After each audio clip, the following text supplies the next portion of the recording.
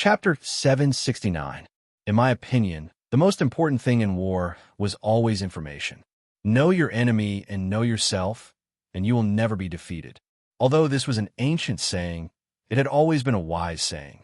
If you didn't even know what abilities or weaknesses your opponent had, even if you fought head-on, victory would only be due to luck. In most situations, if you fought head-on, you would only end up with a bloody head. But in this world, everyone had their own path, and powerful individuals had all sorts of strange abilities.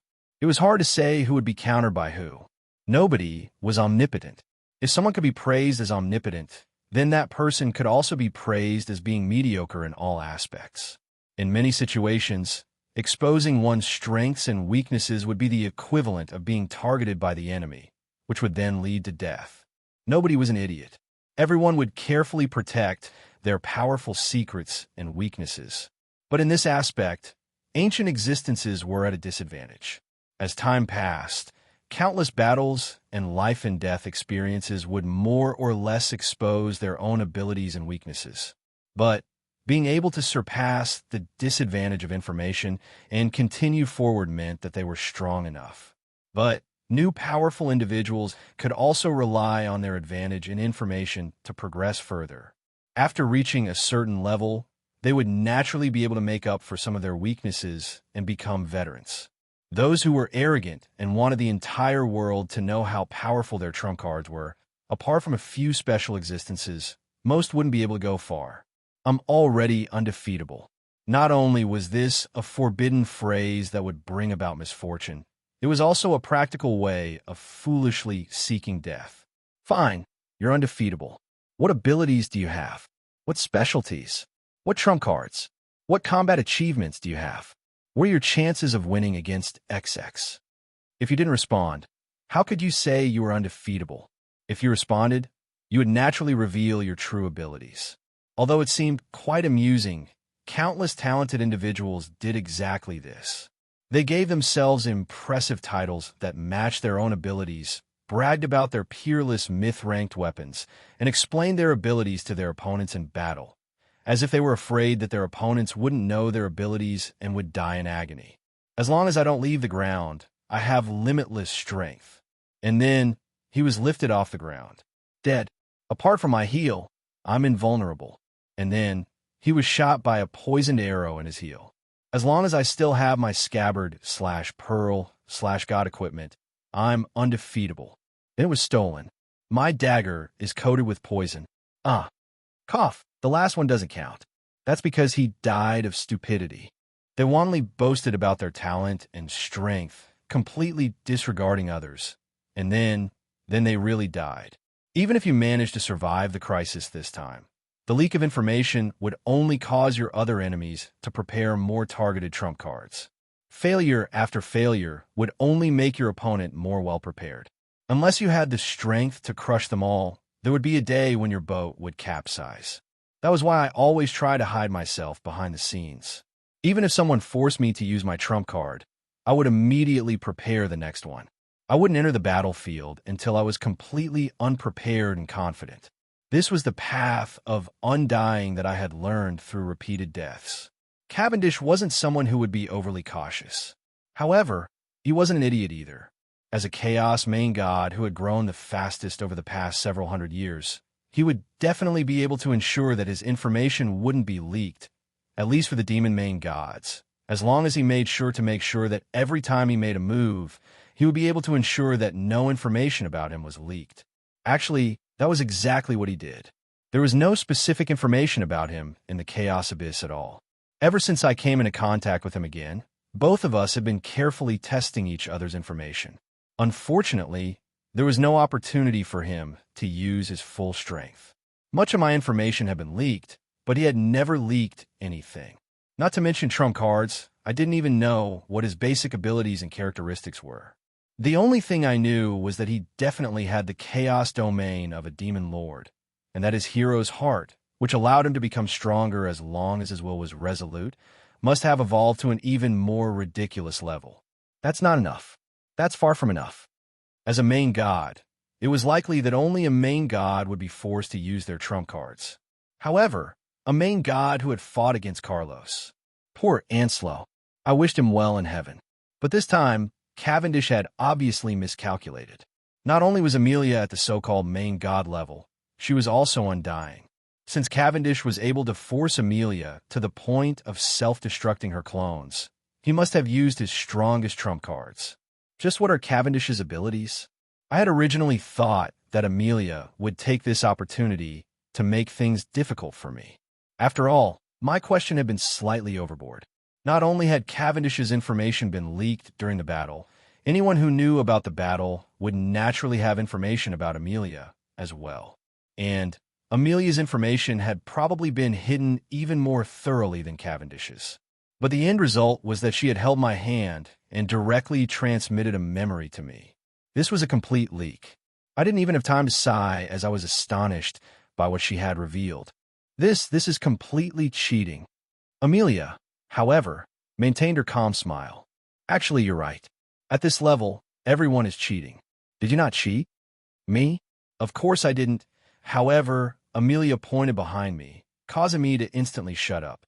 Fine then. I had cheated as well. In this day and age, if everyone was using cheats, there wouldn't even be enough to beat a dog that wasn't cheating. I could faintly sense that perhaps the reason why so-called main god-level existences were so ridiculously powerful was because they had surpassed the limits of the creator goddesses in certain areas, allowing them to play around with the natural laws of the world as they pleased. In that case, the powerful gods who relied on the natural laws of the world to become powerful would naturally be easily crushed by them. Is there any place to complain about a game master who has the authority to beat up a player who spends money on a game? Are the game masters all pigs? If you don't want to be a dog of authority, you can actually tell me. Do you prefer to be an African player or an Australian player? I could understand the allusion to being an African player, but what did an Australian player mean? Isn't Africa rich in kangaroos and lobsters? I feel like there's a type of bloodline that's really suitable for you. Lobsters and mice. Would you like to try out the life of a new species? Perhaps a jumping boxing lobster? Although my system's tone was surprisingly gentle, for some reason, I felt a chill run down my spine. I imagined that abnormal creature in my mind and decided that from today onwards, I would talk less and do more. Indeed, I was in a good mood right now. Although Cavendish's power gave me quite a bit of pressure, it was still better than being completely unknown. Now that I had finished my business, it was time for me to rest.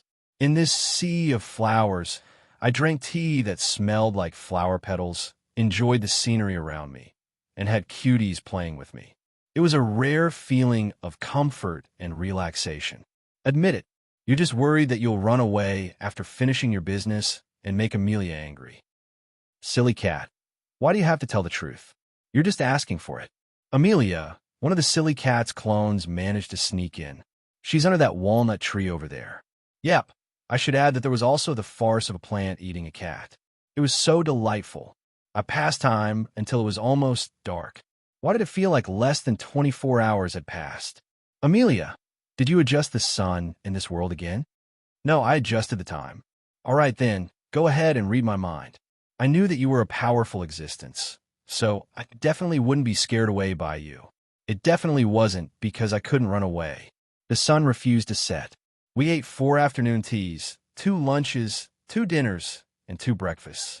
We took 4 afternoon naps and played with the 7 virtues to our heart's content. Finally, I got up and said goodbye while my mouth was filled with the fragrance of flowers. I was about to get up and leave, but Amelia said one last thing. If you want to stop Cavendish, please hurry up. There aren't many sisters left. This time, Cynthia will be the strongest in all of history. I paused in surprise for a moment upon hearing this, but then I silently nodded.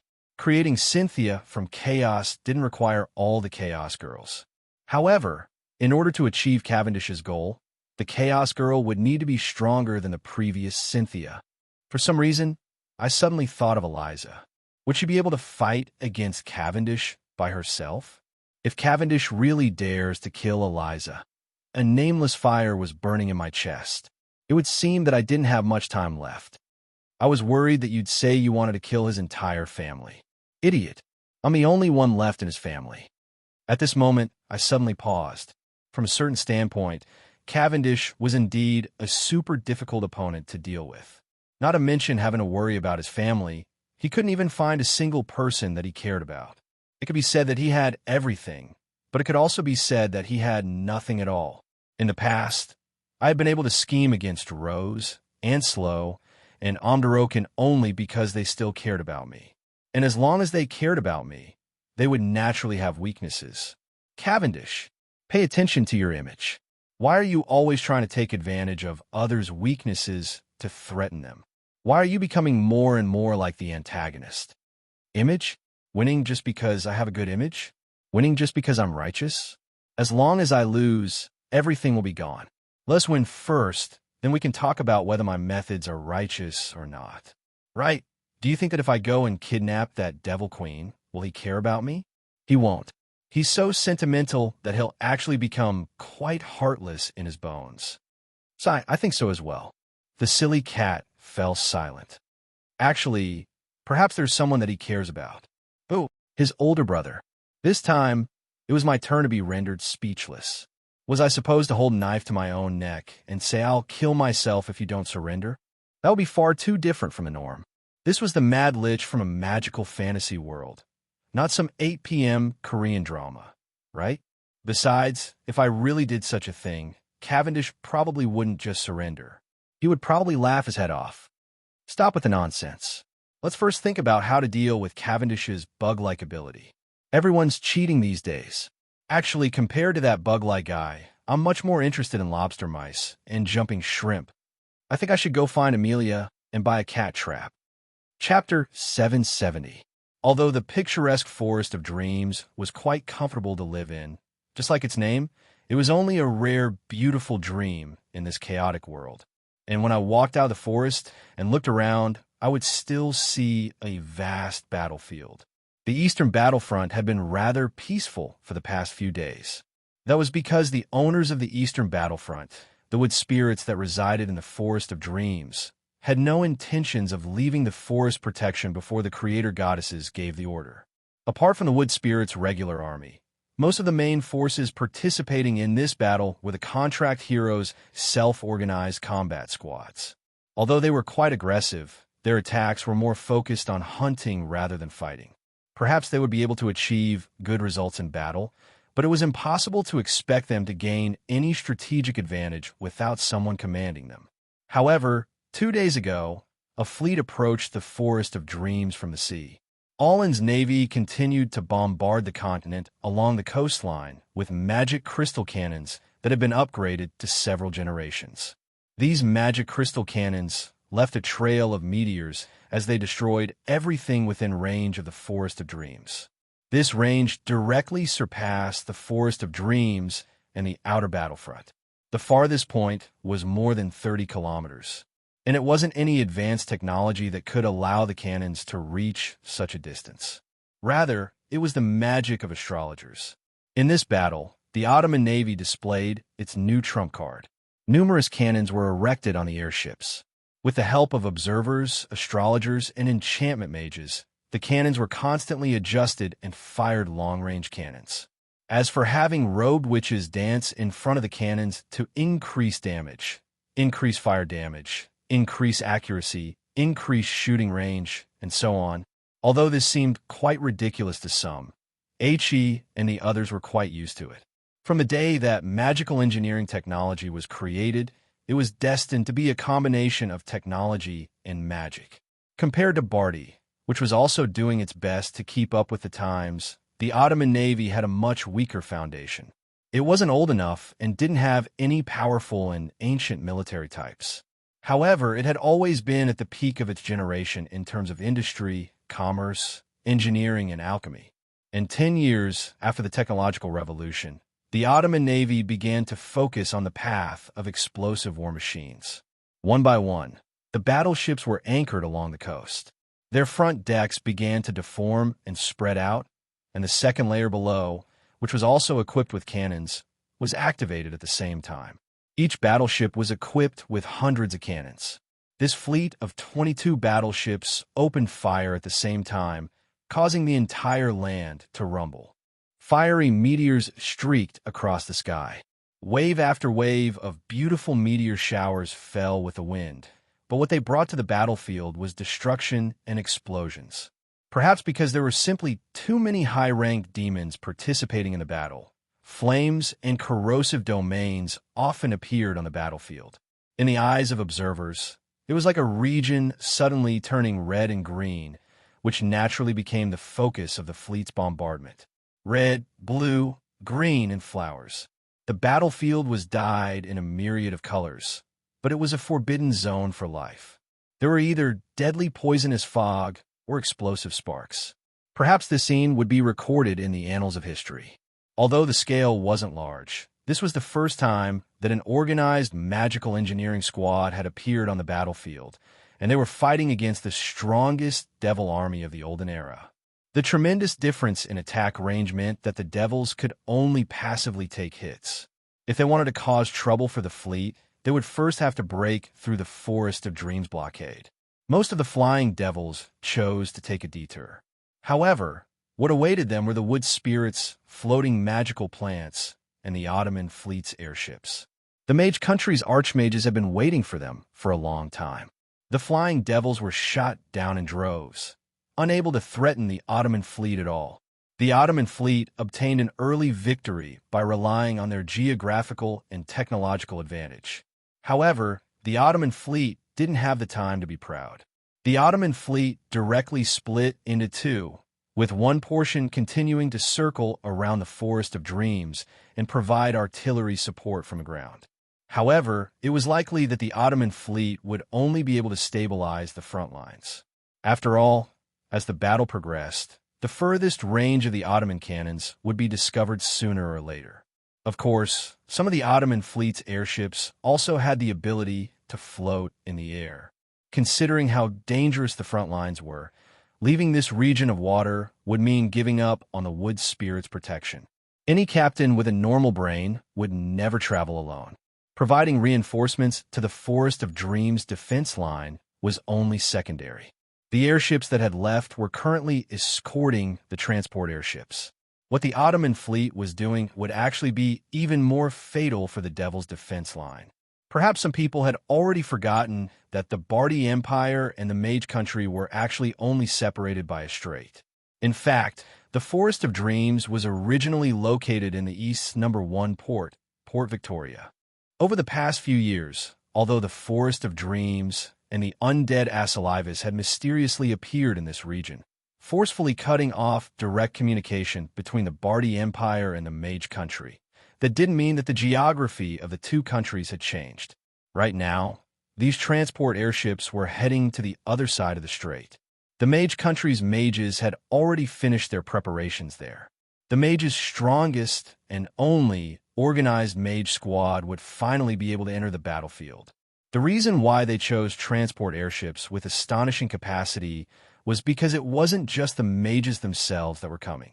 Gigantic war puppets, magical marionettes, summoned creatures, otherworld elemental creatures, and so on would be the mage's most trusted vanguard.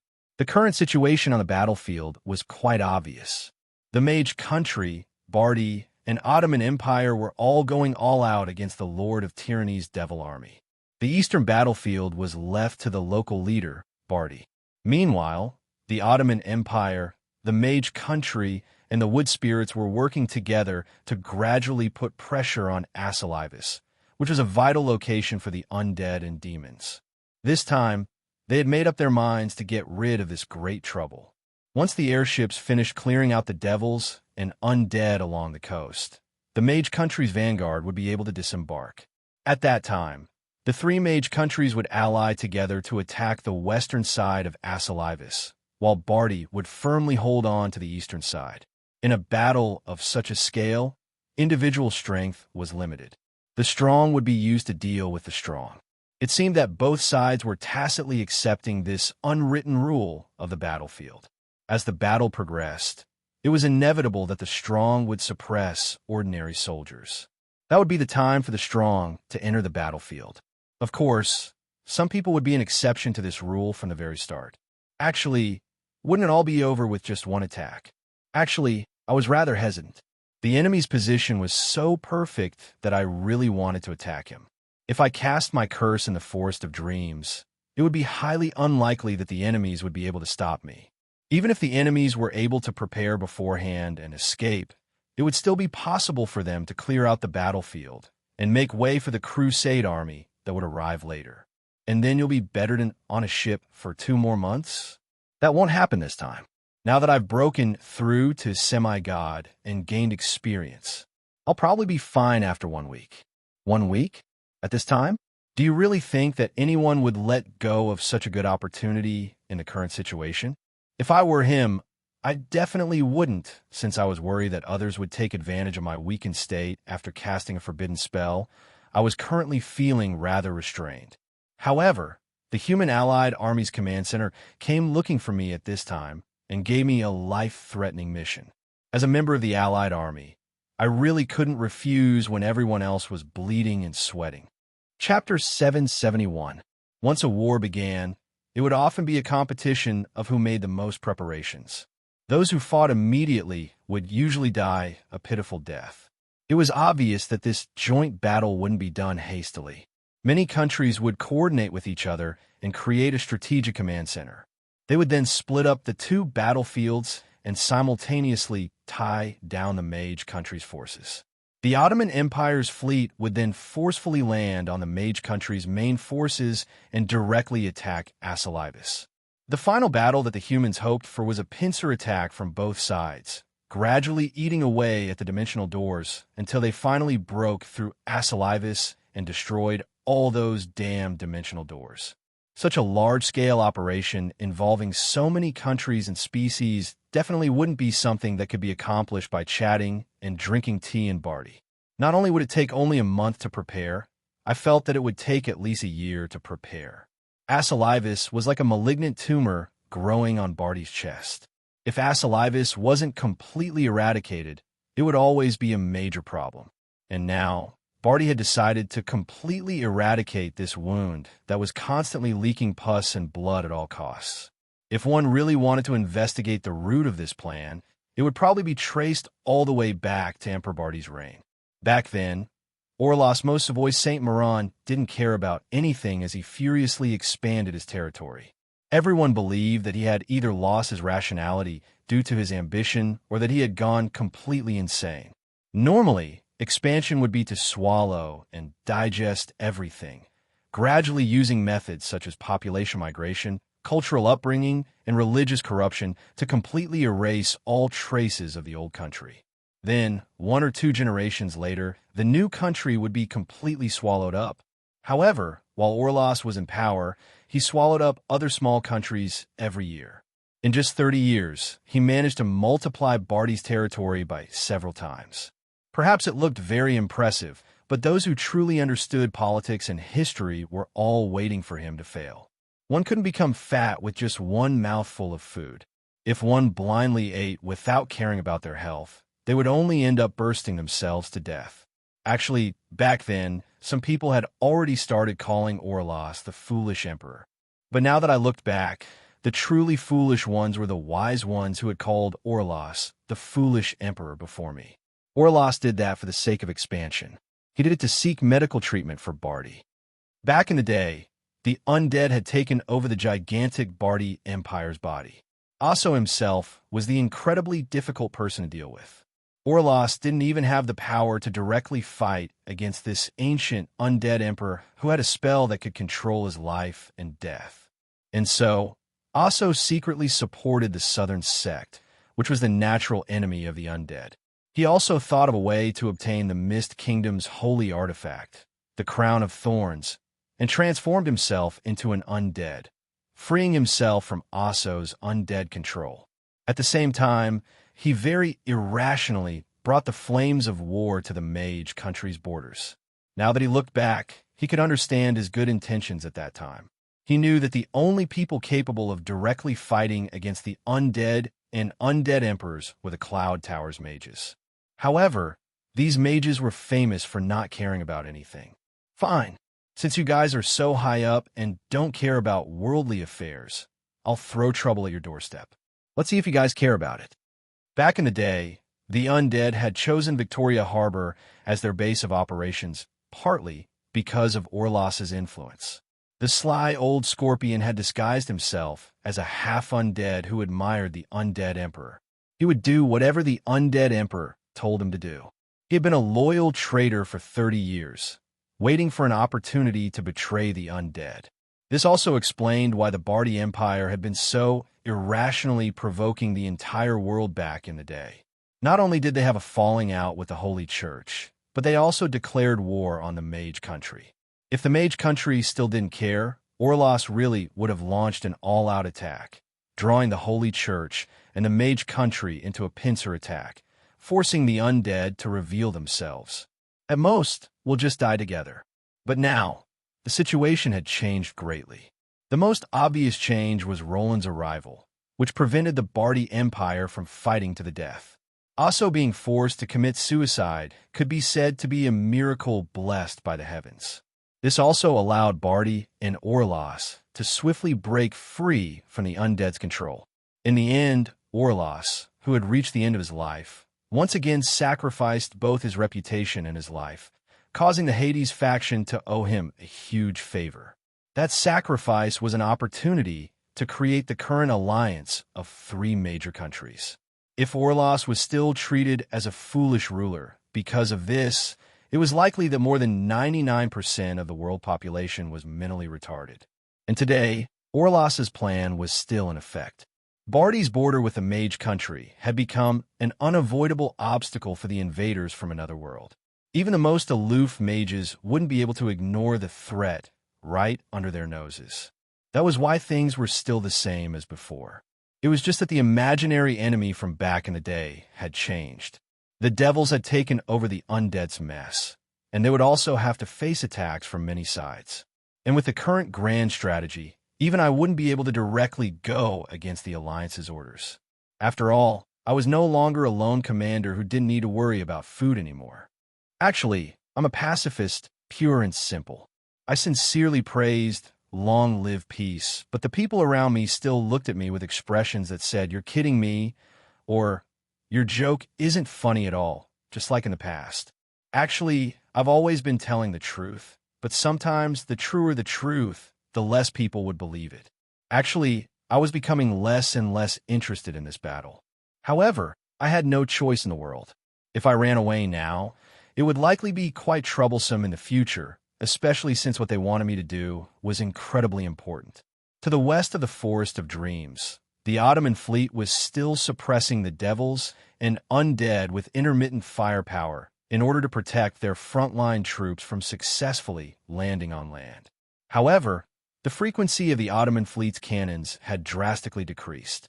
If they had been the true masterminds of the battle yesterday, today they were probably only showing off their own existence. The enemies still had doubts and didn't dare to approach the coastline. Most of the Ottoman fleet believed that this was because victory was already in their grasp.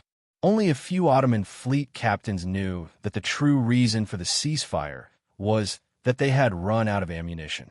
In this generation, mana was a type of energy resource that could be regenerated. There would also be professionals calculating the amount of arrows that could be used. However, the magic cannons used by the battleships not only required a tremendous amount of mana, but they also required all sorts of magical ores and ammunition for the cannons. Yesterday's ambush had been quite fun. However, in order to maintain the pressure on the battlefield, especially against the devils and undead calamity that only existed in legends, the first-generation captains of these ordinary battleships didn't give the order to hold back their firepower. Instead, they kept on shouting, "Dense are the cannons on the port side. Get out of the way. Let me personally fire the cannons. Big is beautiful, and many is justice. Let the entire world witness the teachings of the truth of cannons." Ah, blast them all. Why are you so slow? Didn't you guys eat? Whoever dares to drag me down again, I'll toss them into the cannon and shoot them out. All right, even though the lines were probably **T, the craziness was real. If there was anything better than firing cannons, it would probably be firing cannons at moving targets without having to worry about being attacked by the targets. However, After an entire day of pleasure, an inexplicable sense of emptiness troubled these guys with excessive testosterone. We've used up more than half of our ammunition in just half a day. I thought that I could continue firing for 3 days and 3 nights, but in the end, I've become useless in just 1 day. What a useless thing. When new weapons and equipment were thrown onto the battlefield, it wasn't just the weapons themselves that needed time to perfect, how to use and operate them, as well as to create effective manuals for using the weapons. All of these required the accumulation of time and experience. In the past, the captains of the battleships had never enjoyed the pleasure of being bombarded by hundreds of cannons. Just a combination of solid and hollow lead bullets and gunpowder stores, as well as the high reloading speed and firing speed, meant that they didn't need to worry about using up all their ammunition in a short afternoon battle. It would be quite easy for such a problem to occur if they used their past experience with new toys. The entire battleship fleet only had about 40% of its ammunition left. This was still fine for regular battles, but if they had to engage in a large-scale invasion to provide cover, it was likely that they would run out of ammunition in just half a day, and everyone would become spectators. Fortunately, this wasn't a problem that would occur in direct combat with enemy forces. They wouldn't need to pay a heavy price to make up for it. The prerequisite is that we can resupply in time. It would take more than a month for the Ottoman Empire to resupply by sea. However, it would only take 2.5 days for the airships to arrive in a straight line from Bardi. However, if the airships took a straight line from the east to the west, even if they didn't pass through Asalivas, they would still pass through Asalivas' borders, which would be the equivalent of a suicide mission. It wasn't impossible to take a detour, but that would definitely miss the mage country's large-scale invasion that was scheduled to take place in 3 days, which would ruin their entire offensive plan. In order to distract the undead on both sides, the eastern battlefront also began their offensive. If the western battlefront failed at this time, it would be the equivalent of the pincer attack becoming nothing more than food. This was absolutely unacceptable. Helplessly, the command center decided to forcefully resupply the undead at all costs. Unfortunately, I was the one who had to do this unfortunate task. Welcome the airships? Help you protect them? Are you sure? I think that you should reconsider. If you let this man who can summon misfortune follow the airships, those airships will likely head directly for the Hades. Although Harlow's words were rather unnecessary, I didn't refute her in a way. I tacitly agreed to this situation. However, Harlow's continued to insist, and I refused. After all, I was nominally a higher-up in the Mist Alliance. In the end, the messenger told me the truth. Actually, there are 2 airships coming here. One of them is going in a more direct direction. There aren't many crew members on it, and there aren't many goods on it. The other airship is going on a smaller path around the mountains, so it'll arrive slightly later. Haha, you're the bait. I miss the silly cat's cat form more and more. How fun would it be to grab her by the neck, shake her until she fainted, and then toss her out? At this point, everyone knew what was going on. Harlow's was telling me to receive the bait, and then do their best to attract as much firepower and attention as possible so that the real supply airships could pass through. Who came up with such a strategy? You're using everything to the extreme. You can even use a jinx in such a way. Amazing. I really wanted to toss this silly cat who was giving me a thumbs up into the sky. However, I was also looking forward to her answer. Yep, I definitely didn't intend to blacklist this person. It was just that Harlow's understood me so well, so I wanted to toss that person into the sea to practice swimming. Revenge? Was I such a petty person? You are. I ignored my system, which was doing its best to increase my existence. I also received the answer I expected. Actually, it's Her Majesty Renee of the Mist Alliance. All right then, as expected, this silly girl was making trouble for me again. Making trouble for me again? Chapter 772. Since when did I know that this plan would definitely succeed? Was it since I became a jinxer recently? Was it since Renee suggested this plan? Or probably from the moment you left home? The moment you appeared, everyone gave up on their own opponents and focused on hunting you down. What sort of taunting ability is this? Shut up. Can't you see that we're being hunted down? Behind me was a black mass of high-level devils and undead. The moment I stepped out of the forest of dreams, these damned devils instantly gave up on everything and were determined to hunt me down. Damn it, just what did those bastards promise you? Is it worth hunting me down like this? I shouted angrily at the several hundred people behind me, but I didn't expect that I would really get an answer, and many answers at that. Got equipment. The secret to becoming an undead emperor. The vacant Devil King's throne. The master of this land. The #1 leader of Asalivus. The master of this land is me, the idiot above me. Become the disciple of a chaos main god. Forbidden spells and countless magical knowledge. All right then, I never expected that I would be so valuable now. Even I was tempted. They really do love you. Do you want me to toss you to them? I could only helplessly continue running. Actually, to us, escaping was just a concept. Those fellows behind us actually dared to find trouble with me, so none of them were weaklings. Even though my flying speed wasn't slow, in the eyes of experts who specialized in flying, it wasn't much. However, if 1 or 2 people were to block my path, I would be able to kill them quickly, even if they managed to surround me. You're not fighting, and you're not retreating. Why is that? You're a living person. You'll eventually get tired and careless. As long as you reveal an opening, whether or not I would reveal an opening was something to worry about in the future. But there was nothing wrong with shooting a holy light cannon at those who talk too much. Even if they surrounded me, not a single one of them would be willing to be cannon fodder. They would drag each other down rather than cooperate. In the end, I would still be able to kill my way out. It was definitely a mistake that Shupness and the Lord of Tyranny didn't come personally. Without a mega-boss capable of controlling the situation, such a pursuit would be meaningless. Prince Roland, please don't walk this way. Don't hurt people. Please don't come any closer. Well, it meant a lot to the others on the battlefield. TSK, a bunch of cowards. Even though I said that, even though my teammates were so cold-blooded and didn't help me when I was in danger, can they help me? But for the sake of my hard-earned reputation, I wisely chose to walk in remote places. But if this went on, when I really encountered a supply fleet, I wouldn't know if they were here to protect me, or if they had traveled thousands of miles just to scam me. Even if you want to be bait, you should at least show some sincerity. And so I turned around, drew my sword, and prepared to have a good fight. I wanted to clear out the number of pursuers and tell those old fellows that even a small dog has a few teeth.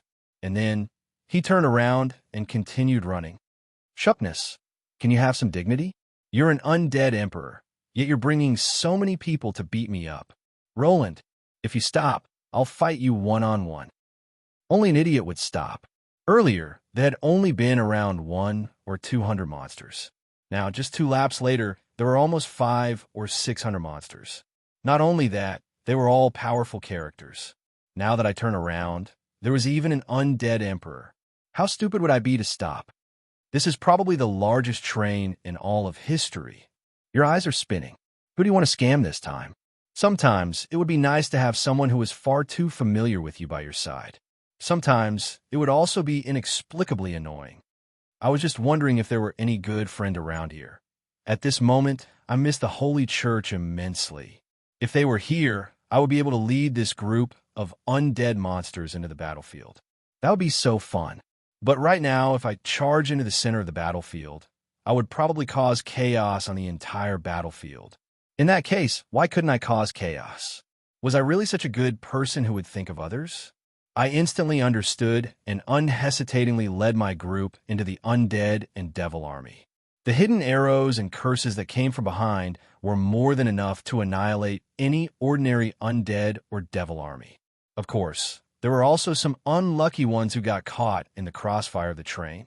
Roland, you're luring monsters to harm people again. The silly cat was becoming happier and happier. Ever since she left the Forest of Dreams, her happiness level and activity level had been rapidly increasing. However, continuing like this wasn't a solution. Although I was confident in my stamina and patience, the enemies behind me were all undead and devils.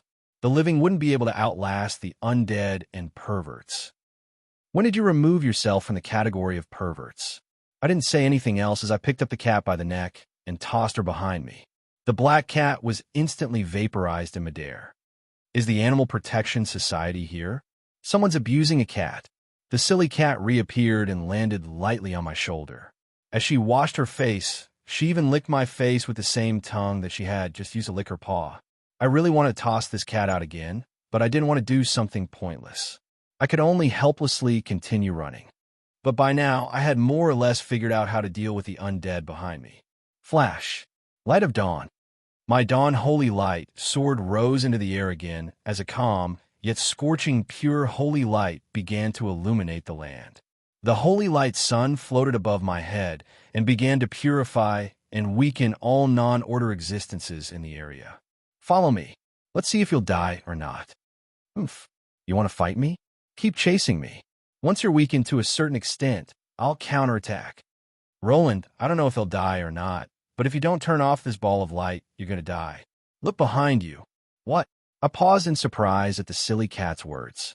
I then turned around and flew even faster without saying anything else. Now, it wasn't just the undead lords and powerful devils chasing after me. Countless low-level undead and mid-level and low-level devils had all abandoned their positions. The entire battlefield had come to a standstill because of me, and now everyone was chasing after me. This thing really could be taunted. When I had used it on that rainy day, everyone had tried their best to break through my defenses and cause trouble for me. I never expected that just using it would be able to taunt the entire battlefield. Of course, if I really let you shine on me for half an hour, the enemy undead generals will become undead chefs, and the ghouls will become lapdogs. The overwhelming undead army before me was only trying to kill me. I could only helplessly turn off my Dawn Holy Sword. At this time, I finally discovered that the Dawn Holy Sword that I had always been quite satisfied with was lacking. I should have installed a control device to adjust the brightness and range of the light. The purer and more limitless a power is, the purer and stronger it will be. If you convert this type of battlefield ability into a controllable ability, its power will be greatly reduced according to the dimensional rules. Are you willing to do that? Of course. I'm not willing to. Not only did the two of us have the leisure to chat, there wasn't much else we could do apart from chatting. At this moment, Renee, who was currently at the Easter battlefront, also received a report that Roland was being hunted down. She then sent out reinforcements with a hopeful expression. How could this be possible? She simply smiled and sent out even more supply fleets. I knew that Brother Roland would be unparalleled in the world if he were to act as bait to attract aggro. Now, our supply fleets can depart. Everyone applauded. The command center then started applauding. From a certain standpoint, Roland became public enemy number one when he informed Cavendish of his plan. Just providing information about Roland's location on the Contract Heroes bounty list would reward more than 100,000 fate points. This was a mega amount of wealth that no ordinary person would ever be able to obtain in their entire lifetime. Fairies were everywhere searching for Roland's tracks. Spies for various countries didn't stop. Even the residents of the Chaos Abyss unhesitatingly betrayed him. When someone intended to destroy the world, or perhaps their actions would cause the entire world to be destroyed, it was only natural that even the air, water, and earth would become their enemies. This greatly hindered Roland's progress. If you went out to buy a pack of cigarettes, and the old lady next door pointed at you and screamed at you, it would be quite difficult to even do anything. The Chaos Girls who received news of Roland's death would do everything in their power to survive. By now, almost all the Chaos Girls who were still free had chosen to join some mega faction in search of protection.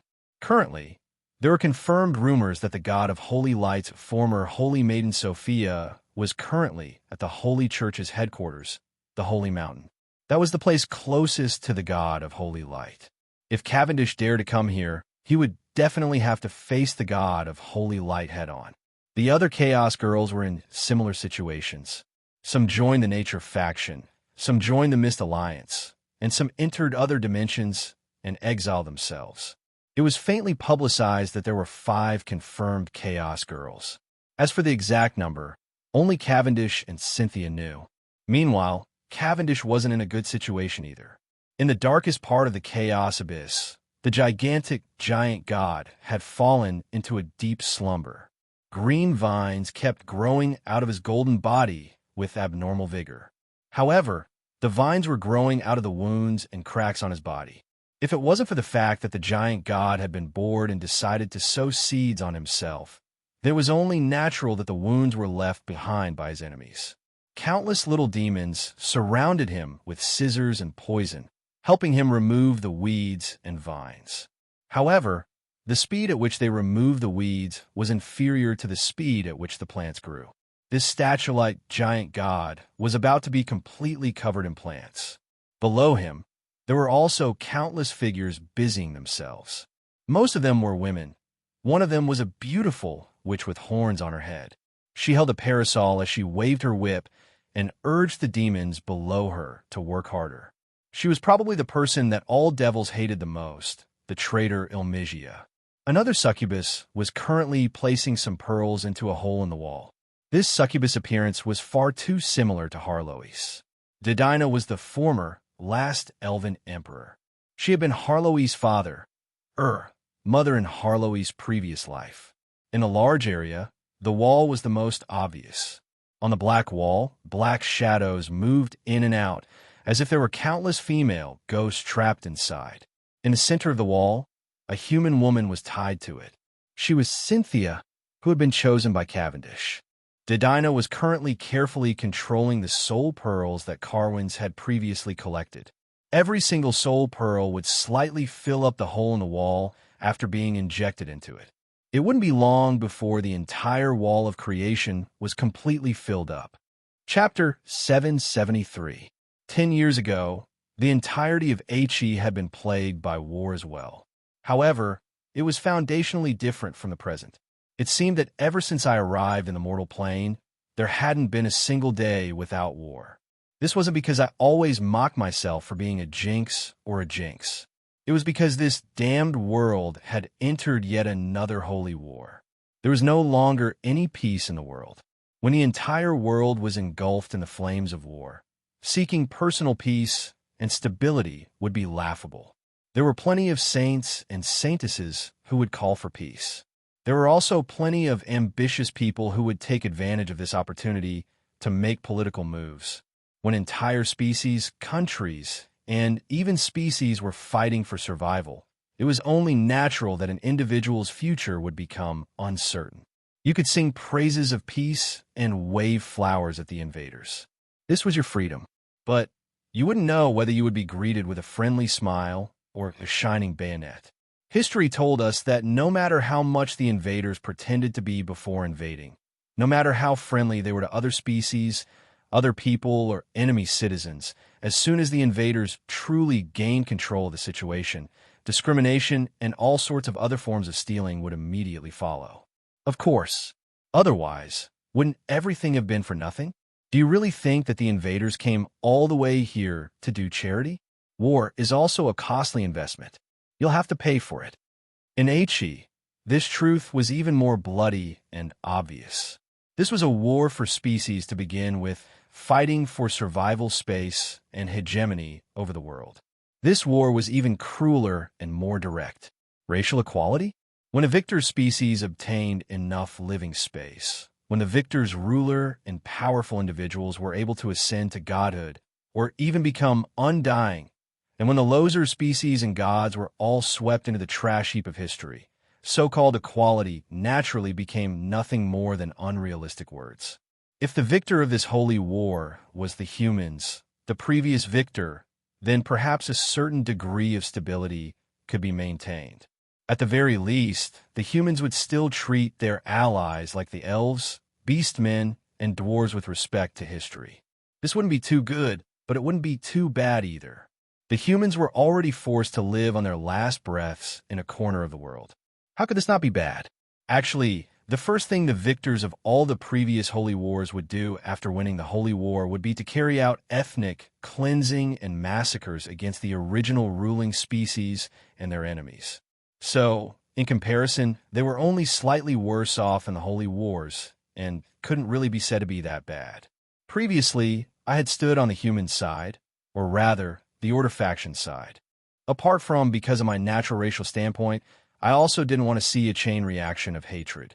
The ancient humans of the Tark Republic hated the ogres, while the ogres also hated the ogres and the undead. The elves hated all other species. The ogres and humans had a blood grudge against them, while the beastmen, dwarves, and humans were mortal enemies. And the humans, the root of all, was because of this. Every victory of other species would mean that the other species had lost.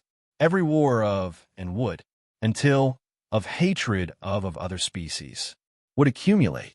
Ago, as, of this, of war, of e-faction.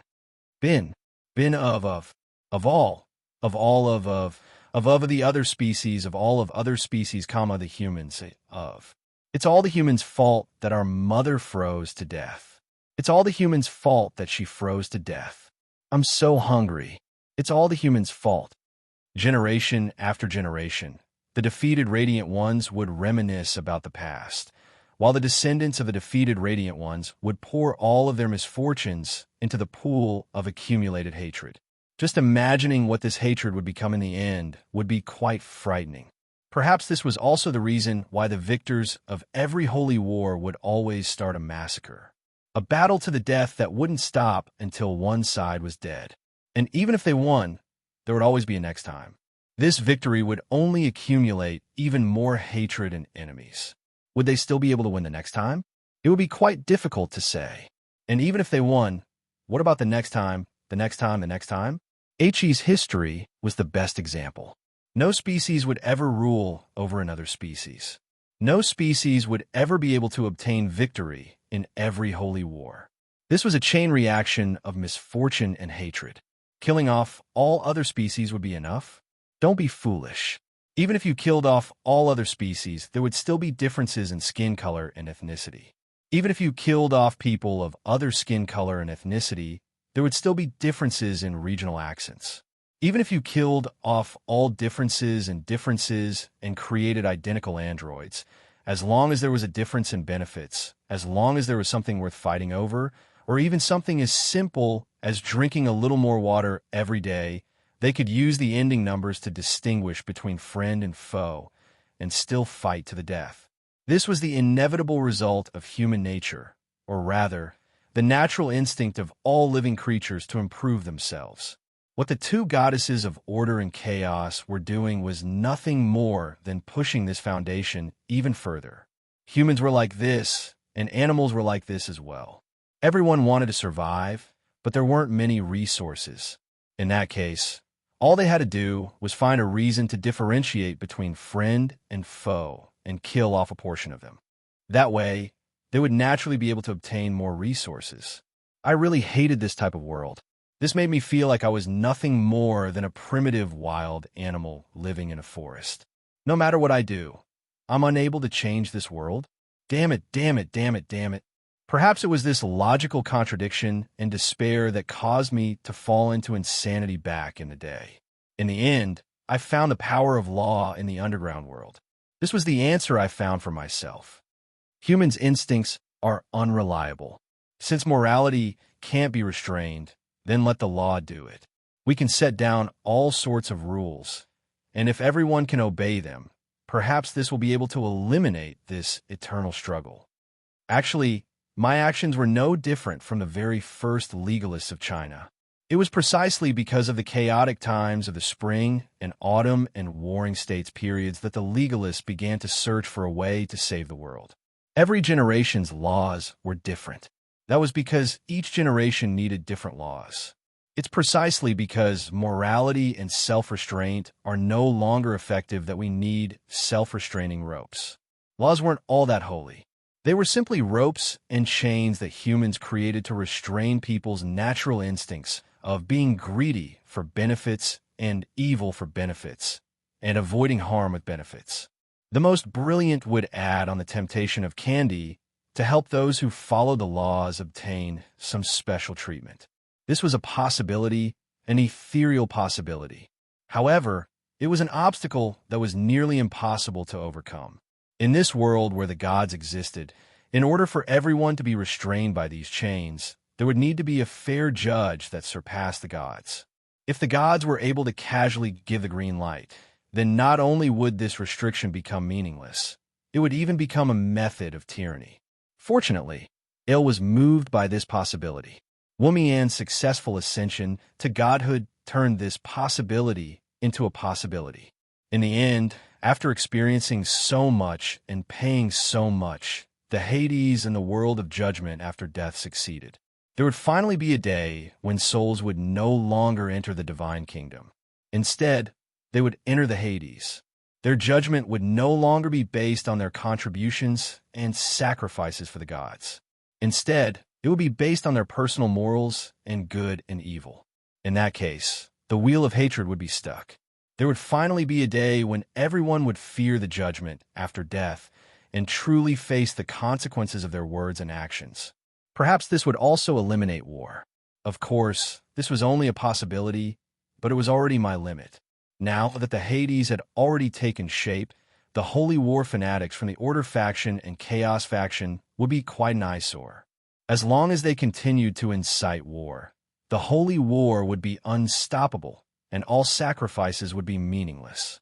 In fact, in my eyes, the gods from the divine kingdom from the old generation were even eyesores. That was why we had always been looking for an opportunity to eliminate the existences from the old generation as much as possible, so that this holy war would be the last.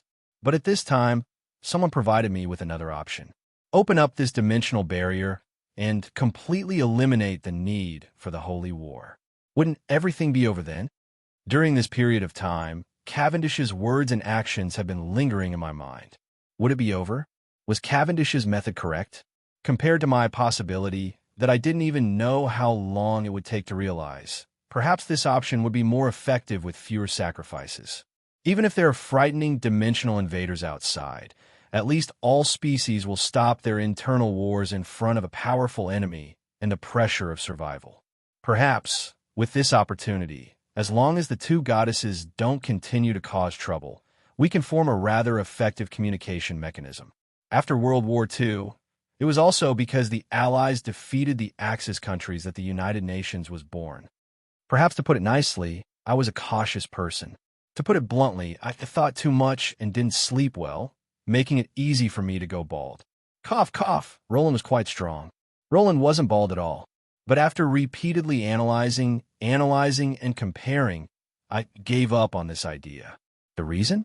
Although it sounded quite funny, it was my memories from my previous world that made me make up my mind. In my previous world, there weren't any gods or holy wars. Didn't everyone still end up fighting each other every few decades? Would the problem really be solved by opening up this world's barrier? I don't think so. Although my method is slow, it's actually effective. At the very least, in my previous world, the concept of law was widespread. The United Nations provided a certain amount of military force, and the situation improved slightly. Opening up the barrier will only change the environment for this hatred chain to enter a larger stage, which will attract even more competing species. What's the point of all this? There'll only ever be one victor, and there'll be even more losers. After repeatedly analyzing, I decided to refuse Cavendish's suggestion. My understanding of him actually strengthened my resolve to fight to the end. Cavendish probably only wanted to have fun from start to finish. This stage is too small, and he's having so much fun on a larger stage. What if he messes up? It's fine as long as he's having fun. How could I hand over the future of this world to such a person? Chapter 774, The Battle of Asalivus, or perhaps I should call it the Asalivus Meat Grinder.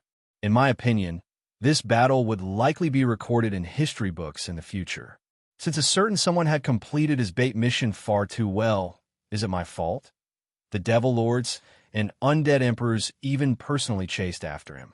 The Devil Lords and Undead Emperors even personally chased after the Undead Emperors. Not only did the transport fleets successfully complete their resupply mission, the Undead Emperors were also able to forcefully land on the western battlefront. At 3:45 in the morning, the battleship's lights simultaneously flashed 3 times, signifying the beginning of a large-scale landing. 37 heavy transport fleets began to forcefully land on the western battlefront under the escort of 20 battleships. Behind them were several hundred other ships that were scattered about. Starting from the Flop Mountains to the north of the western battlefront, all the way to the south, the entire coastline became a battlefield. Unlike what I expected, the Allied army didn't choose the core area of the Forest of Dreams in Victoria Harbor as their landing point. Instead, they chose the Silver Shark Strait, which was even further north. That place was filled with dangerous reefs and whirlpools, making it impossible to land on the western battlefront at all. There were also schools of carnivorous magic sharks and flying fish in the dangerous currents. From the very start, it was impossible to land on the western battlefront. Since there were few people there were no ports built there. The dense number of reefs and soft underwater mud made it impossible to construct a normal port here. The worst part was that there were many shallow shoals here that people could stand on with their upper bodies above water and lower bodies underwater. This would be incredibly fatal to ships. The reefs would only harm the bottom of the ship, but if the ship reached the shoals, it was highly likely that the ship would run aground. That was why this place was doubtlessly a blind spot for any landing battle. Even though this was the outer defensive line of the Forest of Dreams, the devils still piled up gigantic catapults and single-eyed demon war chariots in order to show the humans how terrifying the Chaos Abyss was. However, there wasn't a single soldier in this area. Even worse, this direction was uninhabited to begin with. If the Allied army advanced in this direction, Asalivus would be right in front of them. In the end, the Allied army abandoned the safest landing spot in favor of choosing the most dangerous location. They ignored the enemy's defensive line and directly attacked the enemy's core. Did this seem like a normal choice? When the battleships approached, the undead and demons began to move even though they didn't know how they were going to cross the shoals. The flying demons in the sky didn't hesitate to rush toward the Silver Shark Channel, attempting to intercept the enemy. However, what welcomed them was even more intense artillery fire than the day before. Fiery meteors streaked across the night sky. Every explosion created a flash of lightning and an explosion at the same time, instantly creating a blank space on the battlefield. Rechargeable explosive bullets were a new type of ammunition that had just been installed. Each bullet was a collection of multiple Olivia's magic boxes. They would automatically release magic when activated based on the type of magical energy stored within. The only downside of this was that it would be incredibly expensive to construct, and it would require a mage to charge it before using it. However, none of these problems would be a problem in front of the incredibly wealthy Bardi and Mage Countries Alliance.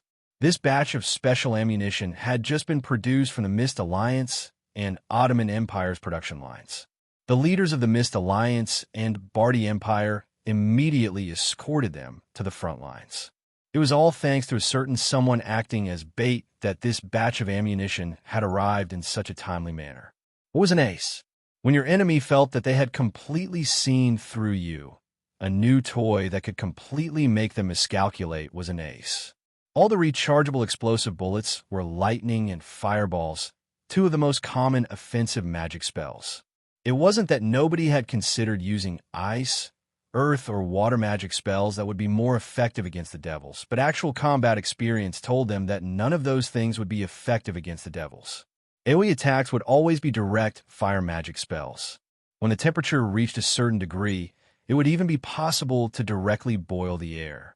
And when it came to high-speed, single-target attacks, there was nothing more effective than an explosive thunderstorm. Even flying units would be hit in groups. The final result was that all these bullets were infused with explosive fireballs and chain lightning. It was simple, violent, and effective. Right now, every single attack of this new bullet was just like a high-level mage's high-level attack. The only price to pay was probably the mage apprentices who were at the very end of the airships that were paralyzed on the ground.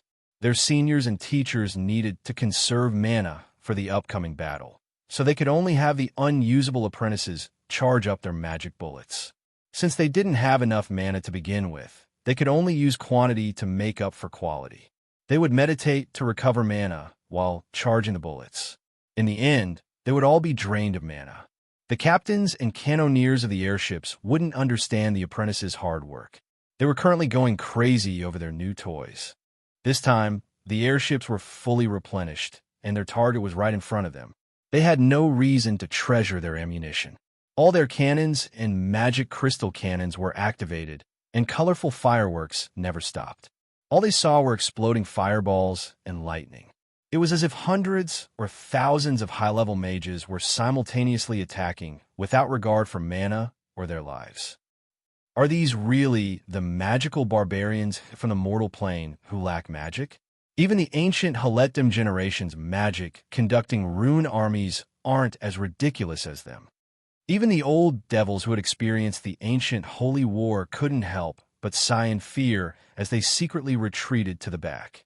The overly concentrated fire element in the sky burned into a flaming cloud. What was even more ridiculous was that some kind of magical reaction occurred. The thunderstorm and the dark clouds produced an effect, and the sudden appearance of the thunderstorm turned the area into a death zone for the demons. The overly concentrated attacks made the high-leveled fireballs that the Chaos Abyss residents were so proud of become completely meaningless. The prideful archdevils were shot down like raindrops in the face of the fierce cannon fire. Even the powerful devil lords were stunned by the high-temperature fireballs and lightning. The undying archdevils had never fought against high-level mages before, but they had never seen hundreds, if not thousands, of high-level mages toss fireballs and lightning at the same time. The overly concentrated elemental power even formed an elemental domain. The most pitiful were the various mid- and low-level winged devils. They fell down in droves. The lucky ones died before they even landed, while the unlucky ones hopelessly waited for their own deaths to descend as they were paralyzed by the lightning. Even for the powerful devil species, flying troops were still rare and precious. But at this time, it was impossible for them to retreat. The powerful devil lords and nobles were personally leading the army and military police. It would be impossible for any deserter to leave the battlefield alive. It's impossible to land there. We still have hope. Defend, and wait for the devil lord's reinforcements. The devil general shouted in the middle of the storm. However, the scene before him caused him to swallow his words. The fleet had no intentions of forcefully charging through the turbulent Silver Shark Strait. Under the pitch-black clouds, the airships on the sea raised their sails and slowly left the sea. They shakily rose from the sea and slowly, but resolutely advanced towards the coastline. Asterisk boom. Asterisk, it was evident that the clumsy, old-fashioned airships were completely different from the newer airships in terms of design and materials. The airships' temporarily installed floating engines were soon overloaded and burned up. Airships kept falling back into the sea, or perhaps it would be more accurate to say that they fell into the sea. But there wasn't much distance left. If the airships didn't immediately fall apart, they would unhesitatingly start anchoring themselves and turning on all their cannons to become fixed cannon turrets. On the airships, some alchemists began tossing special alchemy potions into the water. The water that came into contact with the potion would speedily freeze at a speed visible to the naked eye. In a small airship at the very back, for archmages wearing blue and white robes were currently chanting incantations. Their goal was to summon ice and snow. If Roland was here, he would probably discover to his astonishment that these incantations and spell models were incredibly similar to the information he had on Ice Aeon that he had given to the Mage Country. With that small airship as the starting point, the seawater actually began to slowly freeze. Now, no matter if it was the transport airships or the airships, they were all tossing down quick freezing Ice Aeon potions. When the ice that grew from the back came into contact with the Ice Aeon potions, it seemed as if it had eaten a great tonic, and it grew even faster. The transport airships began jumping down to test the thickness of the ice. At this point, it was likely that everyone could tell that the humans weren't intending on directly using airships to land. They were choosing to freeze this part of the sea and then have the people on the transport airships land on the ice. Asterisk boom. Boom. Asterisk at this moment, the airships that had been flying with the wind all landed. They all sat on the beach, faintly forming a new defensive line and fortress. The cannons never stopped firing. When the Aurora Knight silently took off from the airships that were no longer able to enter the water, even the devils felt fear. The most important part of an old-fashioned airship was its keel. With such a fall, even if the deck of the ship was fine, the entire ship would be completely destroyed. This was only the beginning, but the human allied army had already sacrificed all their airships for the sake of landing. Although their enemies were far more powerful and difficult to deal with than they had expected, the most frightening part was their determination to completely eliminate the enemy at all costs. Chapter 775. While the signal to counterattack rang out on the western battlefront, the situation on the eastern battlefront also underwent a tremendous change. Attacking from both sides was quite a common strategy. However, in order to achieve the effect of 1 + 1 was greater than 2, rather than sending the humans to their deaths one by one, the most important factor would still be timing. While the western battlefront was still calm and peaceful, and it was still 3:30 a.m., the most tiring time of the night, the eastern battlefront was already boiling over. Night attack. Shrill alarms echoed in the night sky. Nobody expected that the human allied army would choose to attack at midnight. Out of all the species, humans were probably the least suited to fighting at night. They didn't have the snake people's ability to sense heat, nor did they have the elves' night vision. Without light and sunlight, they would become completely blind. Meanwhile, the devils all had night vision. Their perception of souls made their vision far surpass the limits of ordinary humans, not to mention the undead army. Light was meaningless to them to begin with. When one side's field of vision was no different from that of daytime, and the other side's field of vision was only a few meters, all tricks and strategic deceptions would be nothing more than a joke. For the frontline warriors, being able to clearly see the enemy's swords and arrows was the difference between life and death. It was common knowledge in this world that humans weren't skilled at fighting at night. But today, the humans chose to fight at night, not to mention in front of the devils and undead who viewed the night as bright as day. However, the moment the battle began, the devils and undead understood why humans chose to fight at night. What gave the humans the confidence to challenge the ruler of the night at night? Numerous balls of light rose into the sky. Pure holy light began to transform night into day. Pure holy light began to purify and dispel the distortions in the surroundings. The undead and devils felt quite warm and comfortable, but they didn't know that a fatal threat was right before them. For the undead lords who participated in the previous battle, the nightmare from yesterday's battle replayed itself. However, the information clearly stated that Roland was on the eastern battlefront. Under the balls of light, numerous white-robed Southern Sect priests were working together to cast spells. Protecting them were the elite Holy Knight and Temple warriors of the Southern Sect. The strongest Holy Knight wore heavy silver armor and held a hammer inlaid with holy silver in one hand and a tower shield with the emblem of a cross and a holy sword in the other. They also carried a heavy rusty cross on their backs. They were the Southern Cross Knight, the most elite Holy Knight unit of the Southern Sect. At this moment, every single Southern Cross Knight unfastened the cross on their backs. The blood-stained crosses were stained with the blood of martyrs. After the crosses were blessed by the saints' blood, a circular protective barrier was unfurled. The range of the protection was not large, but it was enough to cover the holy light priests. Under the blessing of the ball of holy light in midair, this defensive area became even more holy and sturdy. Evil spells and arrows were directly nullified before they could even get close. Meanwhile, in the sky, the Bone Dragon Legion had already begun fighting against the Dragon Knight Legion. Some holy light priests were sweating profusely as they retreated from casting spells with weak expressions. Immediately afterwards, other priests would take their place. The ball of holy light kept flickering and dimming, but it was never extinguished. Even though there were at least 3 legend-ranked holy light priests in each group, it was still quite difficult to maintain the ball of holy light. That was because they were casting a newly created saint-ranked holy light divine art/spell, Roland's Light of Dawn. The principle behind this holy light divine art was that Roland's Dawn Holy Sword could only be used by himself, which was far too restrictive. But after repeatedly modifying the spell's formula, this low-level version of Dawn was created. But since ordinary Holy Light divine arts lack the support of myth-ranked weapons, ordinary Holy Light Priest's Holy Light affinity wouldn't be able to compare to Roland's.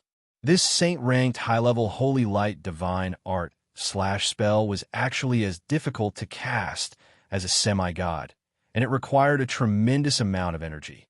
But even so, the Southern sect unhesitatingly made this Holy Light divine art widely available after experiments proved its astonishing effects on the undead and the Chaos Abyss. Even with all the information Roland provided, it was still incredibly difficult to master a spell of this level in just a few short weeks. In order to gather 15 sons, it could be said that the Southern sect sent out all of its higher-ups. Even the Southern sect Pope himself was stationed on the Eastern battlefront.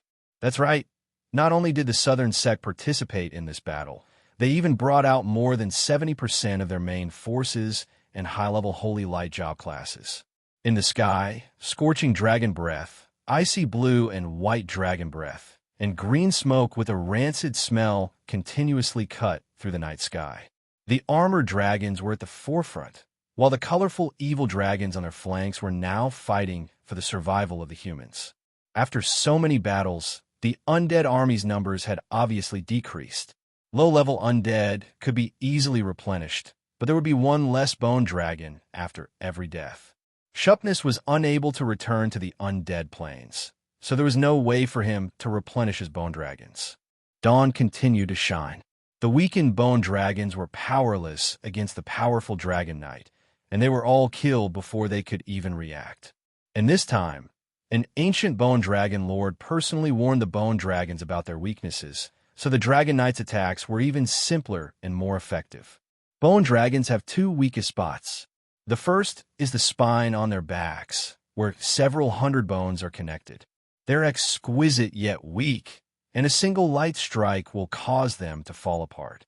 The second weak spot is the extension of their wing bones. Gargoyles' weakness? Gargoyles are mostly created from corrupted gargoyles. They're basically rocks and have no obvious weaknesses. But since they're rocks and are half-earth elemental and half-undead creatures, they're actually quite afraid of wind element attacks and petrification abilities.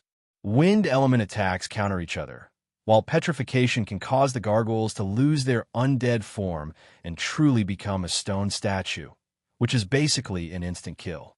The undead military advisor from the Northlands unhesitatingly revealed the weaknesses and flaws of various undead troops. In order to deal with the most threatening undead aerial army, the command center even contacted Dragon City, the Bardi royalty's backer. Rainbow Dragon City, which mainly consisted of color dragons, finally managed to transfer over 5 bronze and copper dragons with petrification and weathering abilities.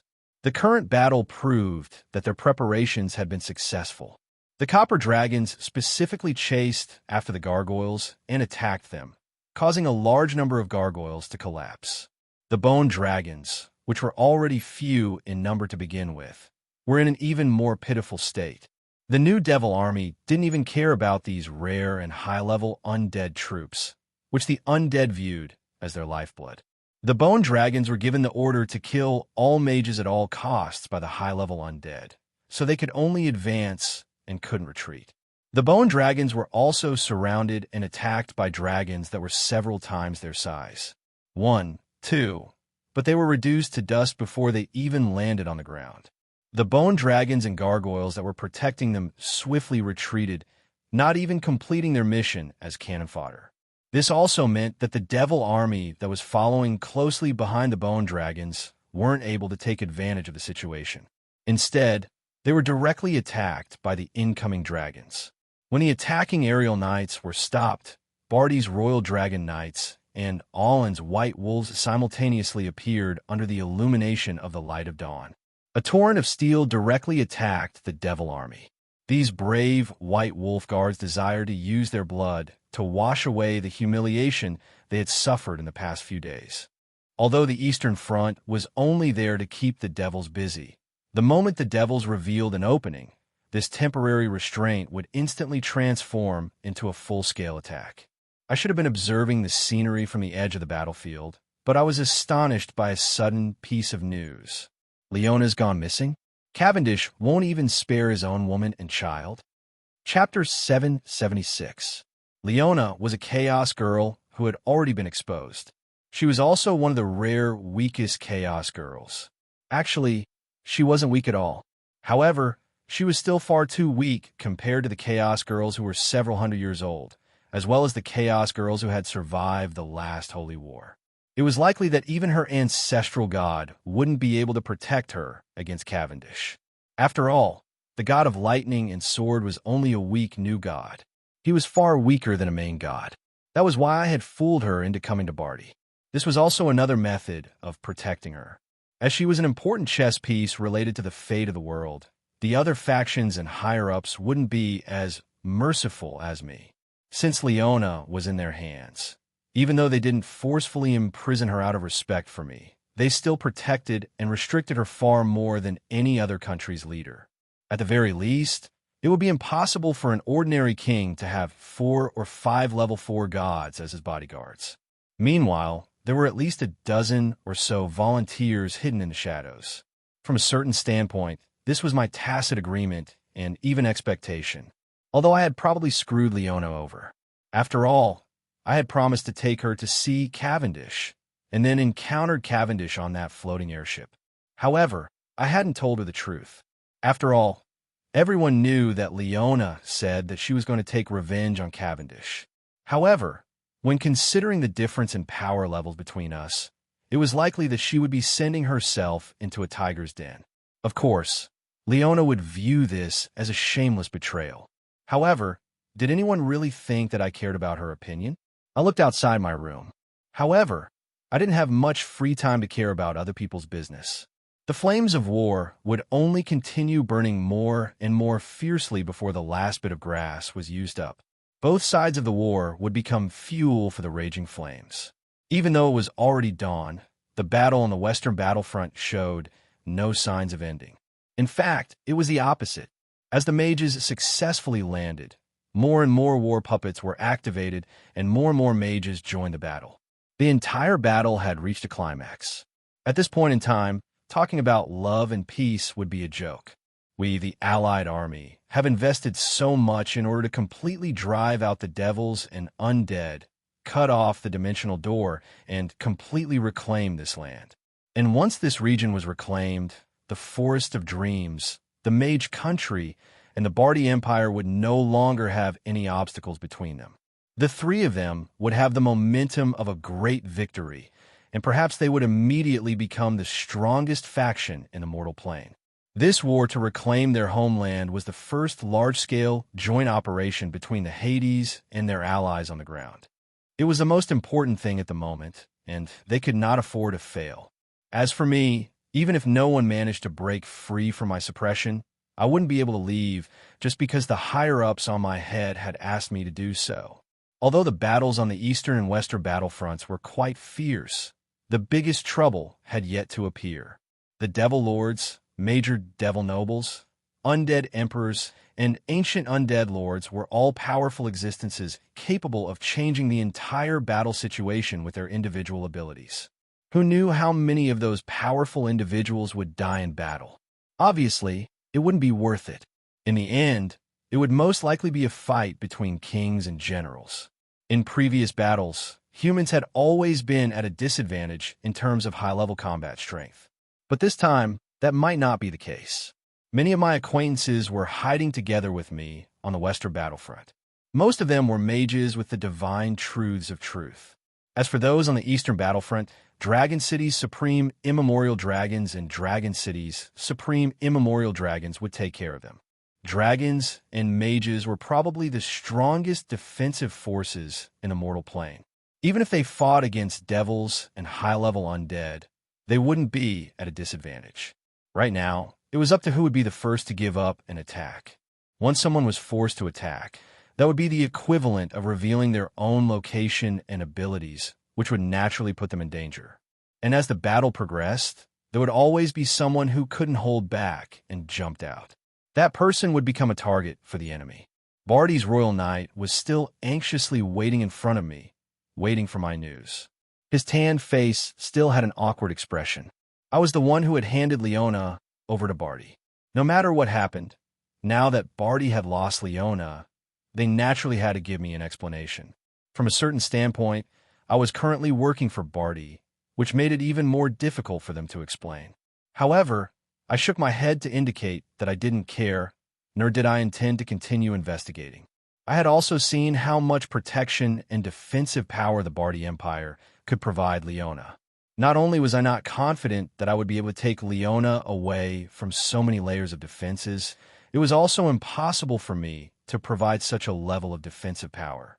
Since the Barty Empire had done far better than me and still failed, there was no need for me to regret anything. Are there no mages who can use time reversal to investigate the situation? There are.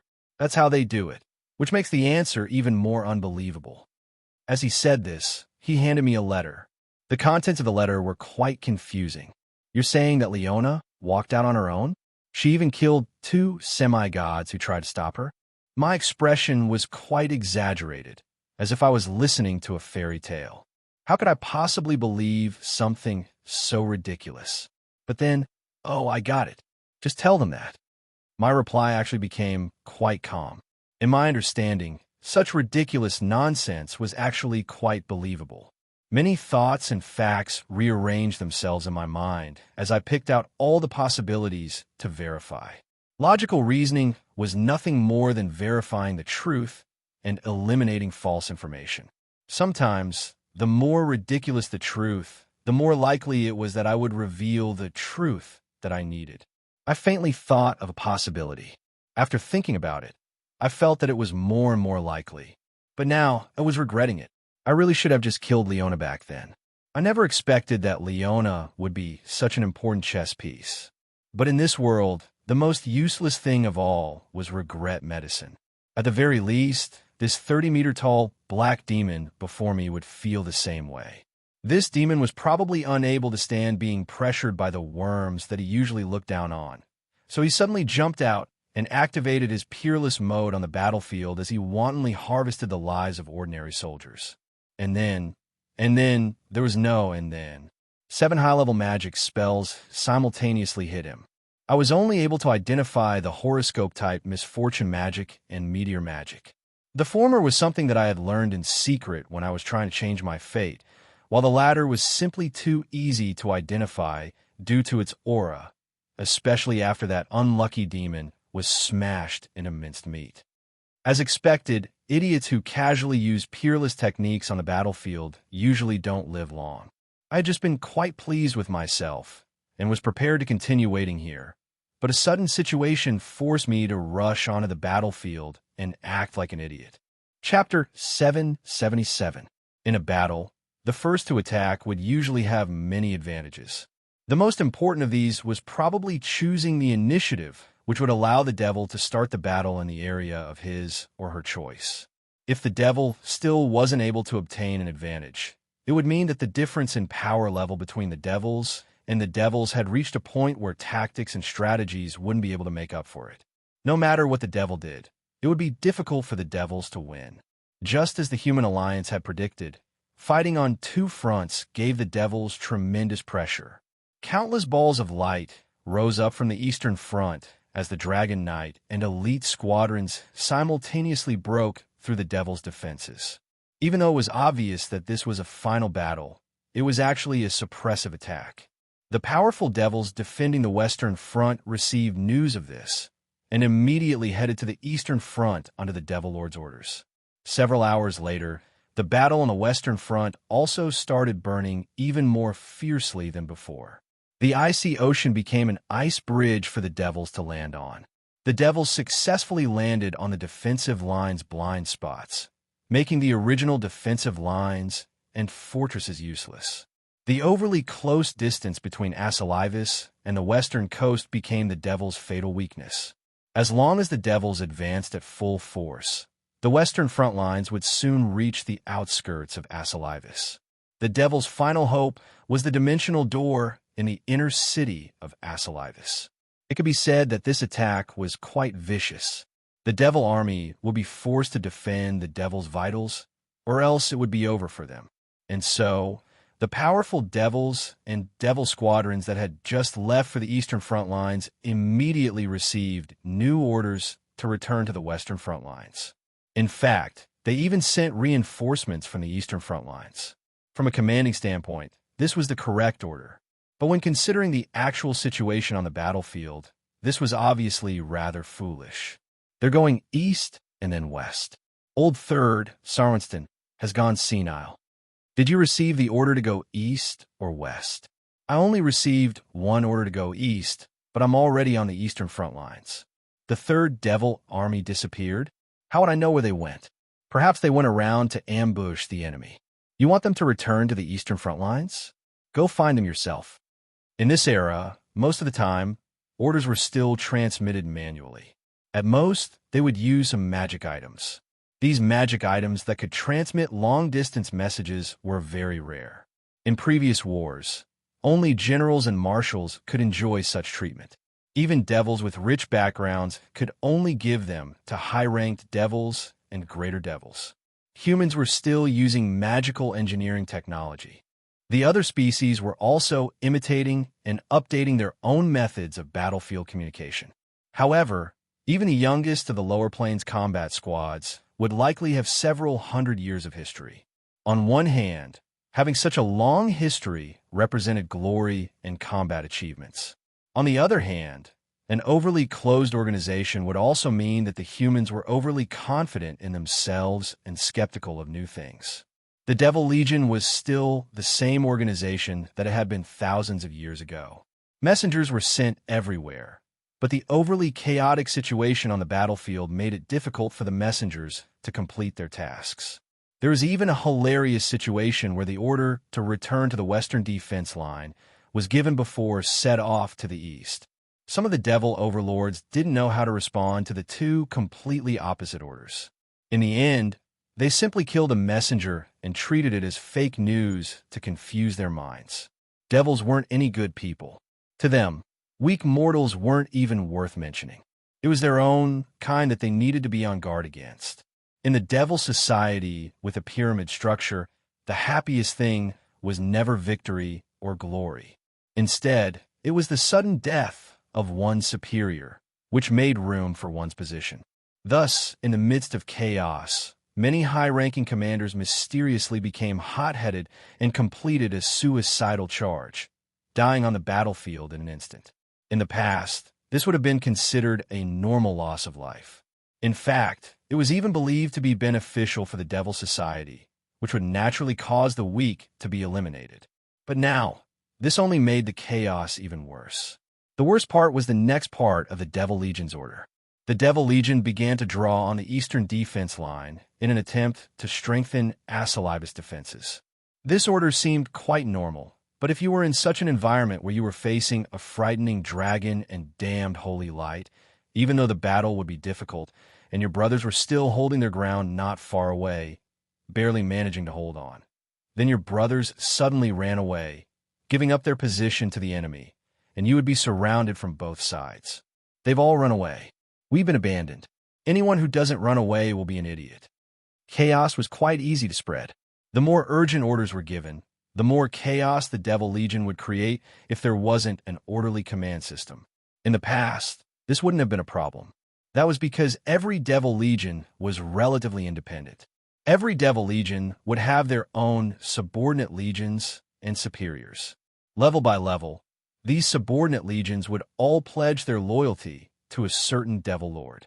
In the past, the Devil Lords would personally take action and suppress their own ace troops.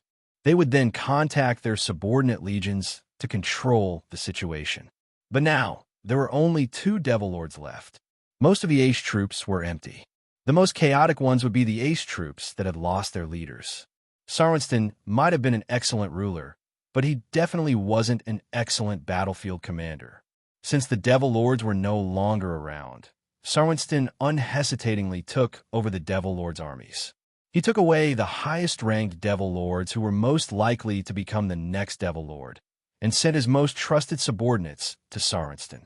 Not to mention, most of the immemorial devils who had experienced countless battles had chosen to leave when the Hades had been established. The devil armies had lost their core and veteran generals, greatly reducing their overall combat strength.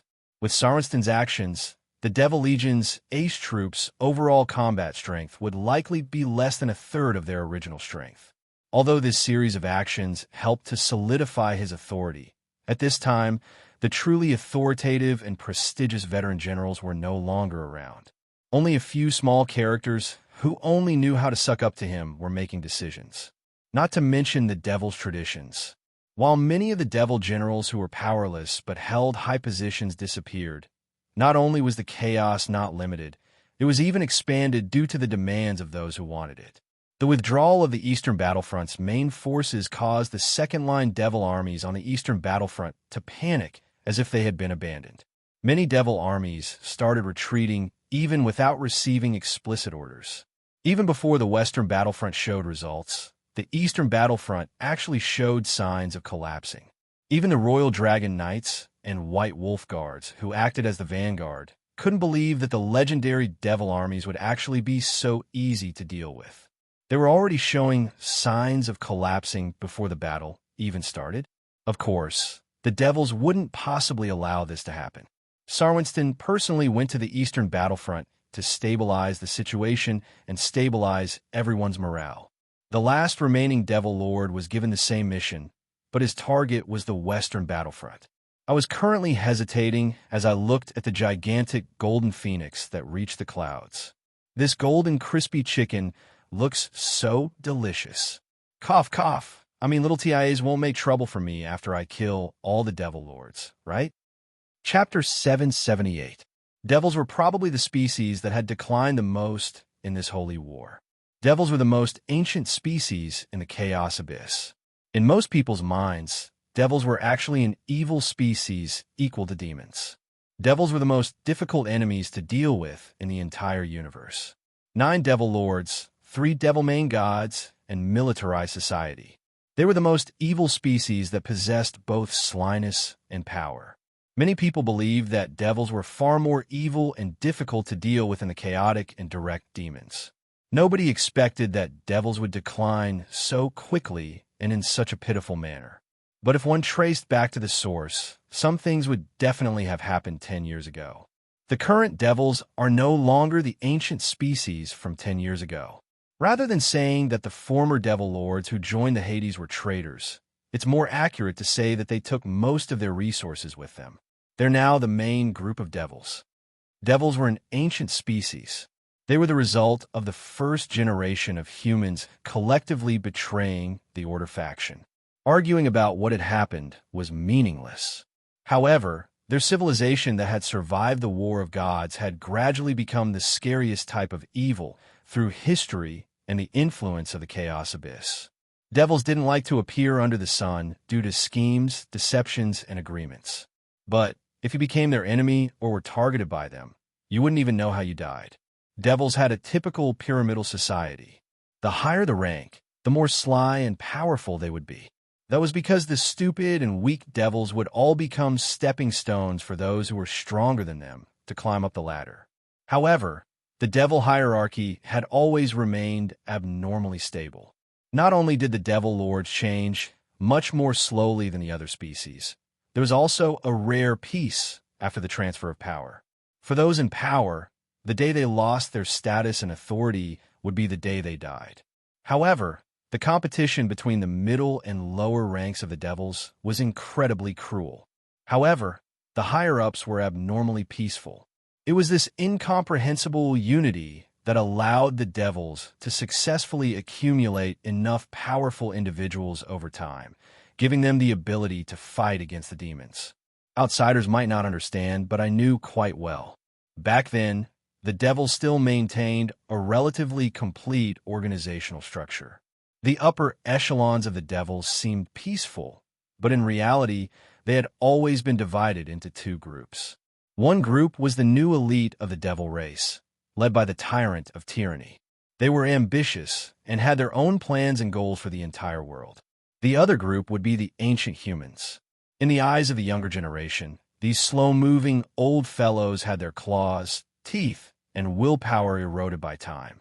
They had lost the ambition and desire that a devil should have in every holy war, so they could only hide in their nests and tremble in fear. However, it was likely that not many people could see this clearly. The powerful devils that hid in their nests survived numerous holy wars, while the ambitious rising stars all turned into shooting stars. However, 10 years ago, these ancient artifacts who seemed to have lost their courage and ambition stood up for the Chaos faction. However, they didn't choose the Chaos faction that they had always been loyal to. Instead, they unhesitatingly raised their swords against the Chaos faction. The hatred that they had accumulated over the years transformed into endless blood and furious roars on the battlefield. In the end, they obtained the freedom they wanted. They broke free from the restrictions of the Abyss and the endless cycle of the Holy War. But in this historical incident, the ones who suffered the most were the devils of the new era. Only now did the devils realize that from the very start, they had never been treated as comrades by the immemorial devils. Silence and distance were the best methods of deception and concealment. The devils believed that they had control over the world, but in reality, they didn't even have the authority to read the information. It wasn't that these ancient devils had lost their ambition to obtain everything. It was that they had realized that the holy war was meaningless, so they were slacking off. The demons had lost 2/3 of their high-level combat power in this catastrophe. However, the actual losses couldn't be calculated with just numbers. For example, if a well-run organization lost a few core members and veterans, the loss wouldn't just be the work of those few people. Without the chief accountant, the entire financial department would be frozen. Without the technical backbone, the things that he left behind wouldn't be understood by others. Without the leader, the entire ruling organization would be in chaos. With just a few people gone, the entire organization would lose its functions and become completely paralyzed. It could be said that the successful escape of the Devil Lords caused the entire Devil Society to sink into extreme chaos and panic. The demons who took advantage of this opportunity to attack the devils caused even more tragic losses. The final result was that the devils were instantly crippled. No matter how much wealth they had, they wouldn't be able to withstand such a loss. According to statistics, the entire devil species had lost more than 95% of its members. That meant that the current devil population was less than 20% of what it had been 10 years ago. With such losses, the devils instantly went from a top-level power level to a third-rate power level. This was also the reason why the devils, who had always planned things out before taking action, were so eager to take action in the mortal plane. It was impossible for them to survive in the chaos abyss, where the strong preyed on the weak. But for me, although I felt some sympathy for the devils, that definitely wasn't a reason to show mercy. After all, the world would be a more beautiful place if there were fewer original devils. In that case, let's get rid of this fragile golden idiot first. It was said that the Lord of Thunder's original sins were arrogance and arrogance. However, anyone who had interacted with him before would feel that he was incredibly gentle, scholarly, and gentlemanly. Yep, that's right, it was him. He had the appearance of a large bird with golden, lightning feathers. He was constantly surrounded by thunderstorms, and he could summon lightning just by breathing. Golden rings of lightning circled around him like satellites. It was impossible for lightning and thunder to stop within his domain. He looked quite impressive, and he was one of the few devil lords who liked to fight. His history was just as legendary as his physical appearance. It was said that he was originally a creature from the heavens, but he was unwilling to obey the Order God's rules. Then, he fell into the chaos abyss and became a demon. That's right, his title of Lord of Thunder came from his former identity as a demon archduke. Later, he betrayed the demons and became one of the devil higher-ups. Back then, some people even bet on when he would betray his new master again. But even after thousands of years passed, the Lord of Thunder was still the Lord of Tyranny's most trusted right-hand man. Broken shoe slash. A blinding holy light descended from the sky, transforming night into day. It exploded right in front of the only remaining Devil Lord, the Lord of Thunder, as white flames of holy light began burning the entire world. I walked out from within the holy flames. In front of me was the furious Goldbird. This time, I had no intentions of ambushing him. This time, I intended to face him head-on. Chapter 779. Phoenixes were probably the rarest super-magical beast in the entire world. Their legends were spread throughout the entire world. However, there were very few actual witnesses. Phoenixes were often doubted as to whether or not they really existed, but they also became the symbol of luck. In many myths and legends, phoenixes represented the ultimate natural phenomenon. In a way, phoenixes had a status even higher than dragons. The most common legend was that phoenixes were the symbol of undying. They were the most perfect undying, with incredibly powerful regenerative abilities and elemental affinity. Phoenixes were able to revive from fire and thunder. This was a characteristic of their species that had been witnessed many times. And in terms of research and understanding of phoenixes, it was likely that no one could compare to Marguerite. Back in the day, in order to obtain the strongest undying bloodline for Adam, we hunted down a fire phoenix. That was probably the most difficult battle I had ever fought in my life. Even though I had long since prepared for it and set a trap, I still paid a terrible price. It was precisely because of this that we were the existences that understood the phoenixes the best.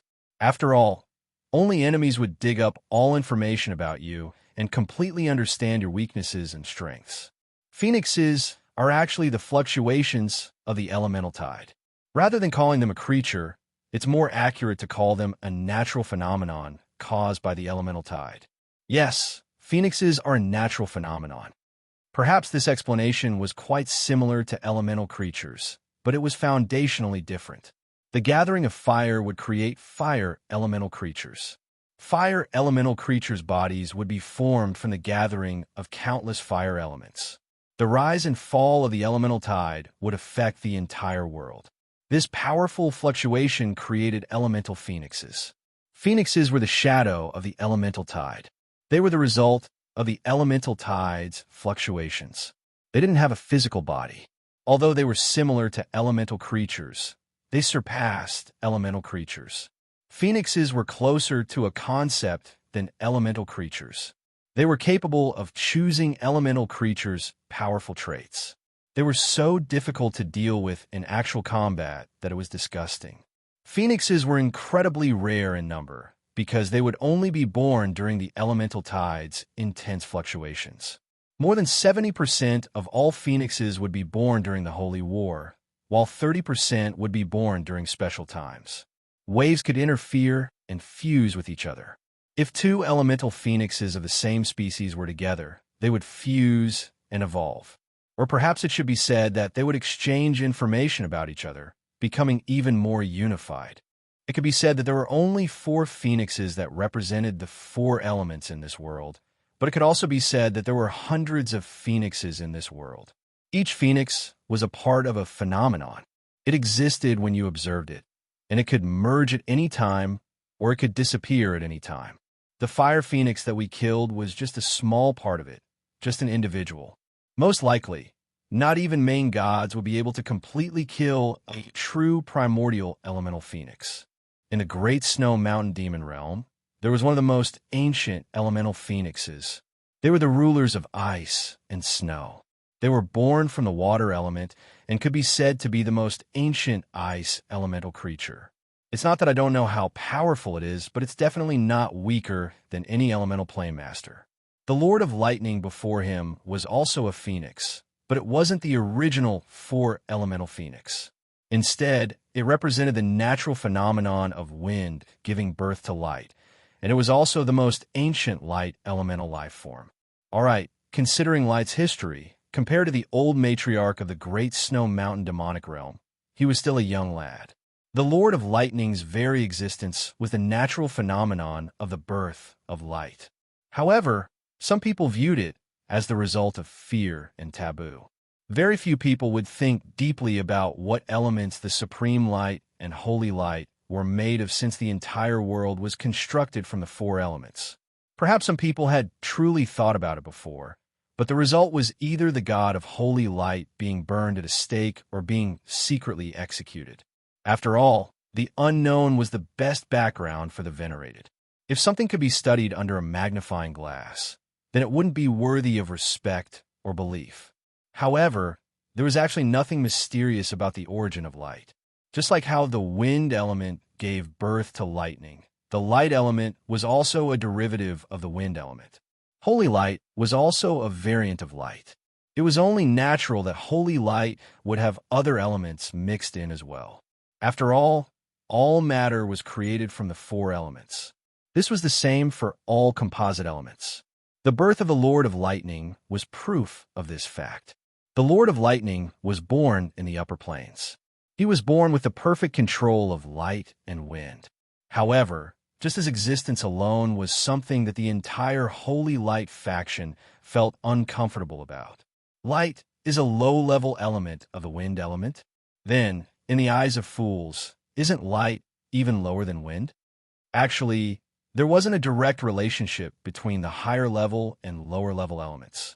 The so-called upper and lower were simply an extension of the order in which they were born. In fact, in most situations, the lower-level elements would be more dominant. For example, ice mages would often be able to easily defeat water mages. But sometimes, just their name alone would attract hatred and dissatisfaction. And in the upper planes, the Holy Light faction, which was the mainstay of the Holy Light faction, what happened next was quite natural. Even though the Lord of Lightning was a top-level light elemental creature, a newborn phoenix was still incredibly weak. In order to protect itself from being sealed away, the Lord of Lightning quite naturally chose to embrace chaos.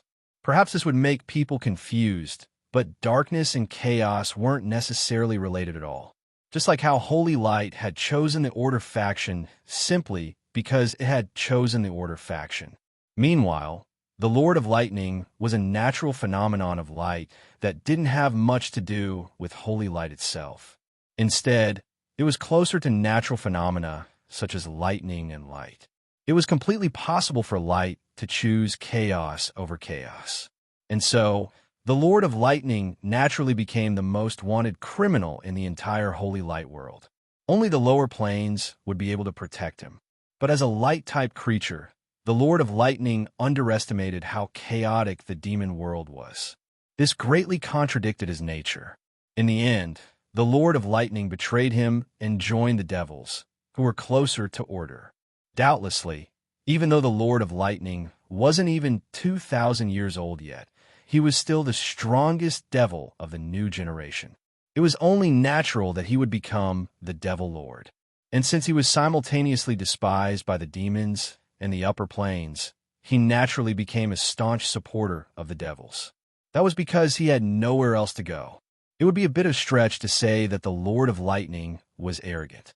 His element of light had a natural suppressive effect against other devils and demons. They weren't the same type of person. Calling him arrogant would be a bit of a stretch, but calling him arrogant would be a bit too much for a mortal to do. After all, although the Lord of Lightning had fallen to become a demon and a devil, he actually hadn't done any shocking evil deeds. As a phoenix, he didn't need anything from the outside world. He didn't need to do anything to become stronger.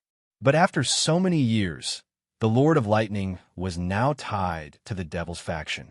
When the devils were panicking, the Lord of Lightning unhesitatingly stood up for them. In the eyes of the chaotic devils, the lightning that used to be so blinding and blinding now seemed so familiar. At the very least, the Lord of Lightning was still on the battlefield and ruling over this area. With the Lord of Lightning as the core, a new defensive line was gradually established. Not only were the human allied armies unable to easily deal with the Lord of Lightning's multiple attacks, the only thing that remained after the lightning flashed was the Lord of Lightning's scorched black figure. The Lord of Lightning circled in midair as blinding lightning kept flashing. His lightning punishment was currently lashing out at the entire land, forcing the human allied armies to retreat. "Crispy chicken, face me."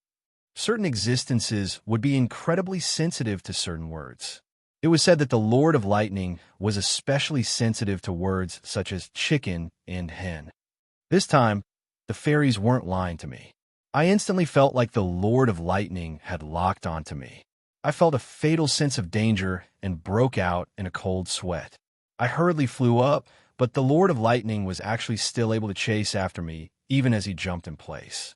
Just a single angry glare from the Lord of Lightning created a cage of lightning in front of me.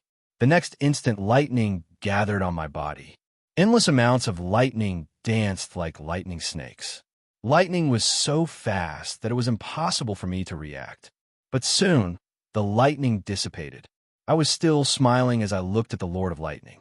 Just this level of lightning alone wouldn't even be able to injure me. My mockery caused the incredibly prideful Lord of Lightning to go on a rampage. He unhesitatingly gave up on the prey in front of him and chased after me. I had no intention of dodging the Lord of Lightning's lightning at all. Perhaps in the eyes of others, phoenixes were indestructible. The Lord of Lightning had shown his indestructibility several times in the past. But for me, who had successfully killed the Lord of Lightning, his indestructibility was full of flaws. First, let's fight somewhere else. The Lord of Lightning was already in front of me. As I stomped my feet, the entire world was replaced. The more trump cards were used, the more they would be exposed. Previously, I had used a bug-like world to hide the elves, which could be explained as a special magical barrier. However, assassinating the Lord of Tyranny and Sharpness had doubtlessly exposed my true strength in this world. The Lord of Lightning would likely be on guard against me, but sometimes being able to restrict the battlefield would be an obvious advantage for existences like us. The Lord of Lightning unhesitatingly flew higher as the entire world changed. With his rich combat experience, he immediately chose to retreat when faced with an unknown world. As expected, it won't be so simple. I could bring others into this bug-like world, but under normal circumstances, others would be able to walk to the edge and leave by themselves. With the Lord of Lightning's speed, he would probably be able to find out everything in just a few seconds. Stop him, Yongya City. The Black Cloud City revealed its own shadow from the dark clouds. Light gathered on the shadowy mage tower and transformed into beams of light that shot directly at the Lord of Lightning. Foolish mortal, you dare to challenge me with holy light. Lord of Lightning, the pinnacle of light. In response to his howl, more light cannons were fired. The beams of light formed a net that gradually contracted and restricted the Lord of Lightning's movements. Finally, the Lord of Lightning began to carefully dodge these beams of light that weren't very powerful. If it was anyone else, they would likely be fooled by his words. However, I had a deep understanding of phoenixes in the past, so how could I possibly be fooled by his words? That's right, light was the phoenix's foundational magic. Normally speaking, the phoenix should have used death magic or dark magic to counter the phoenix. However, the phoenix wasn't an elemental creature. It was a phenomenon, a wave and a shadow. In that case, the most practical method to shatter a shadow and stop a wave wasn't to attack it with something else. That would be meaningless. It would be to use an even larger wave to neutralize the phoenix and an even larger shadow to cover it. That was the true method we had discovered to deal with the phoenix back in the day. This was also why I had chosen to use holy light to trap the Lord of Lightning. You cowardly chicken, if you're a rooster, come down and face me. If I won this time, I would really have to thank the fairies who gave me the information. I taunted the Lord of Lightning, who had clearly reached the edge of the battlefield, yet he unhesitatingly returned. Chapter 780. Holy light lit up the entire world as all darkness was forcefully dispelled. This was the phoenix hunting ground that I had chosen. The Golden Lord of Thunder showed off his abilities as an existence at the pinnacle of wind and light. In a flash of light, he changed his form yet again. His eagle-like head became even sharper, and the light that flowed out transformed into physical lightning. Meanwhile, his wings and lower body transformed into twisted light. It was likely that there wouldn't be a second existence like this in the entire world that was half physical and half light. Damn it, where did he go? The eagle of light spread its wings. There was a flash, and then nothing was left. I hadn't even blinked, yet the Lord of Thunder had vanished without a trace in front of me. His might was still there. He hadn't left. He had simply moved at an incredibly high speed to my blind spot. Nothing above me. Nothing to my left. Everything within my field of vision was pitch black. However, the Lord of Thunder was clearly still here. I trusted my instincts. For a true veteran of the battlefield, instincts were far more trustworthy than sight. There's only one explanation. He's so fast that he's able to move to another spot the instant I look in his direction. Oomph. Cold sweat appeared on my back as a cold snort echoed in my ears. I viciously swung my sword, but there was nothing there either. Oomph. This time, the cold snort came from where I had been looking earlier. Sweat was dripping down my forehead. I had probably been too careless this time. How was I supposed to deal with an opponent that I couldn't even lock onto with my eyes? That's probably what you're thinking, Mr. Roasted Chicken. Asterisk clang. Asterisk, I seemed to randomly swing my sword, but there was a clear clang as my sword finally hit something.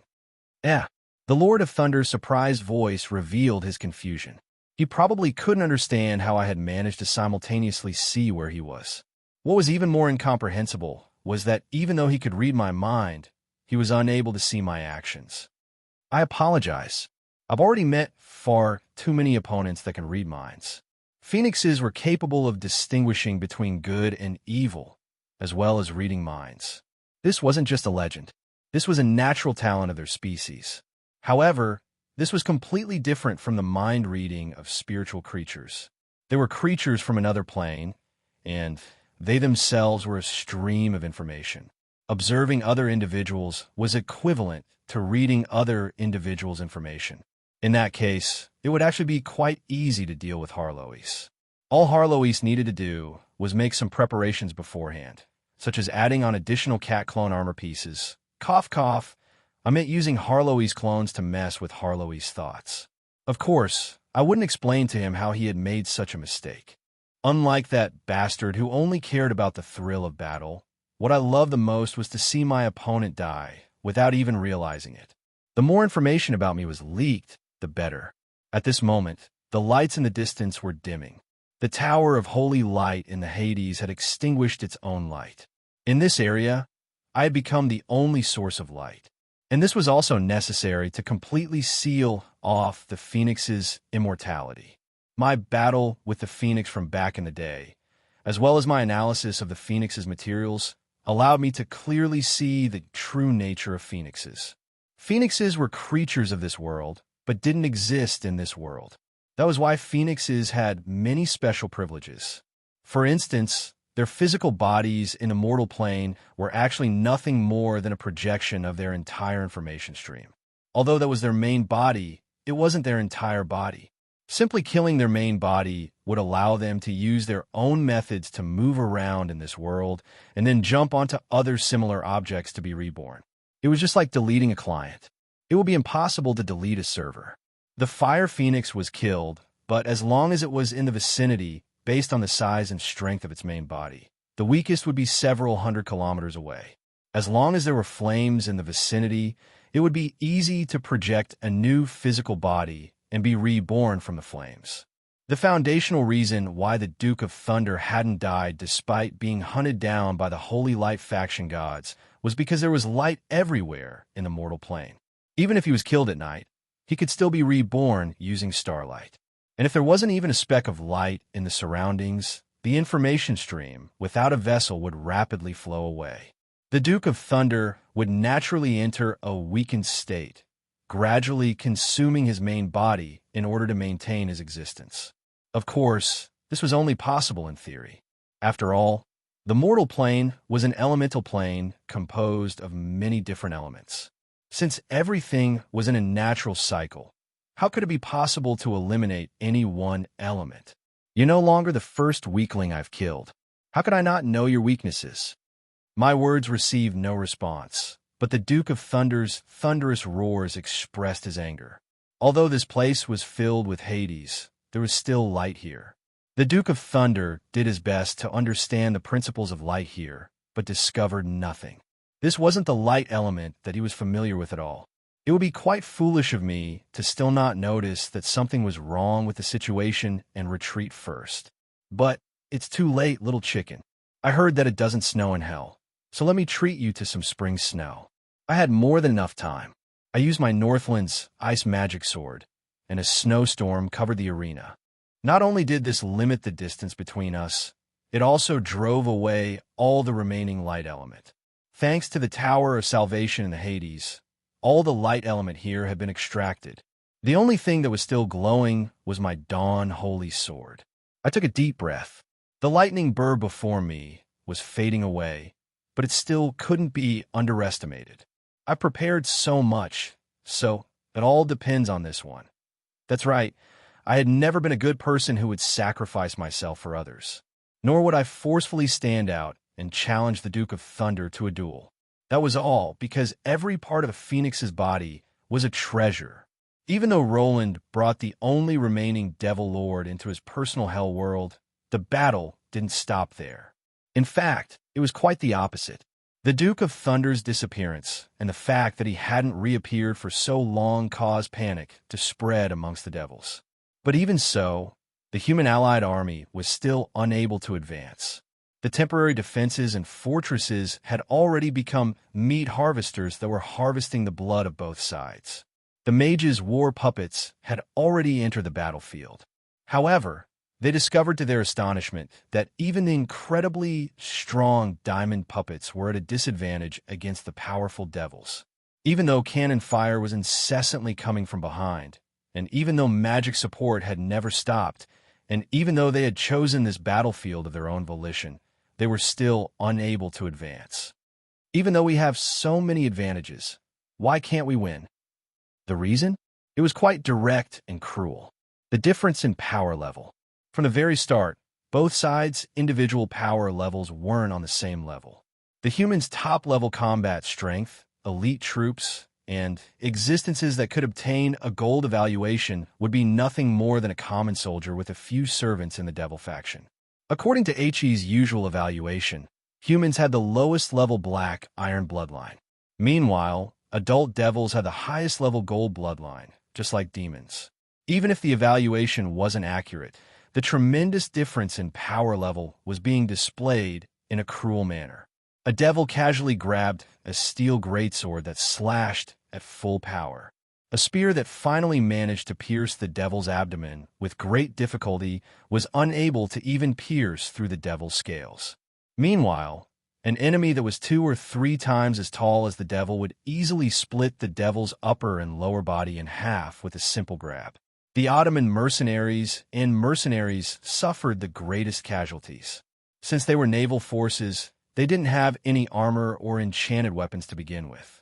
They only attacked the organized devil army because the enemy army had already been utterly defeated by the cannon fire. All they needed to do was attack the enemy while they were down, and they instantly ran into an iron wall. The Forest of Dreams mercenaries fared better. They clearly understood the difference in power level between the two sides, so they didn't try to forcefully attack. Instead, they chose to keep the devils busy. Meanwhile, the Forest of Dreams mercenaries had all sorts of equipment prepared over the years as contract heroes.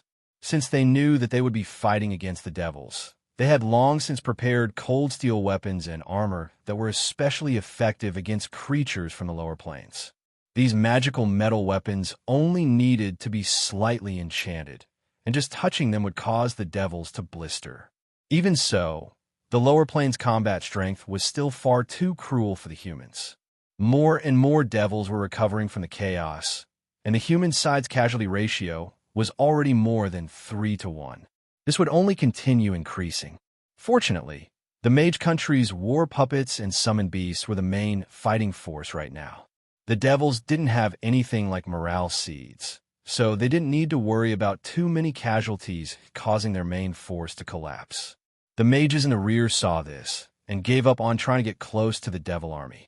They focused on summoning even more cannon fodder and preparing even more long-range attack spells. The Ottoman battleships that had completed their first round of attacks reloaded their ammunition and began attacking the Devil's defensive line in an orderly fashion. However, supporting attacks were still just supporting attacks.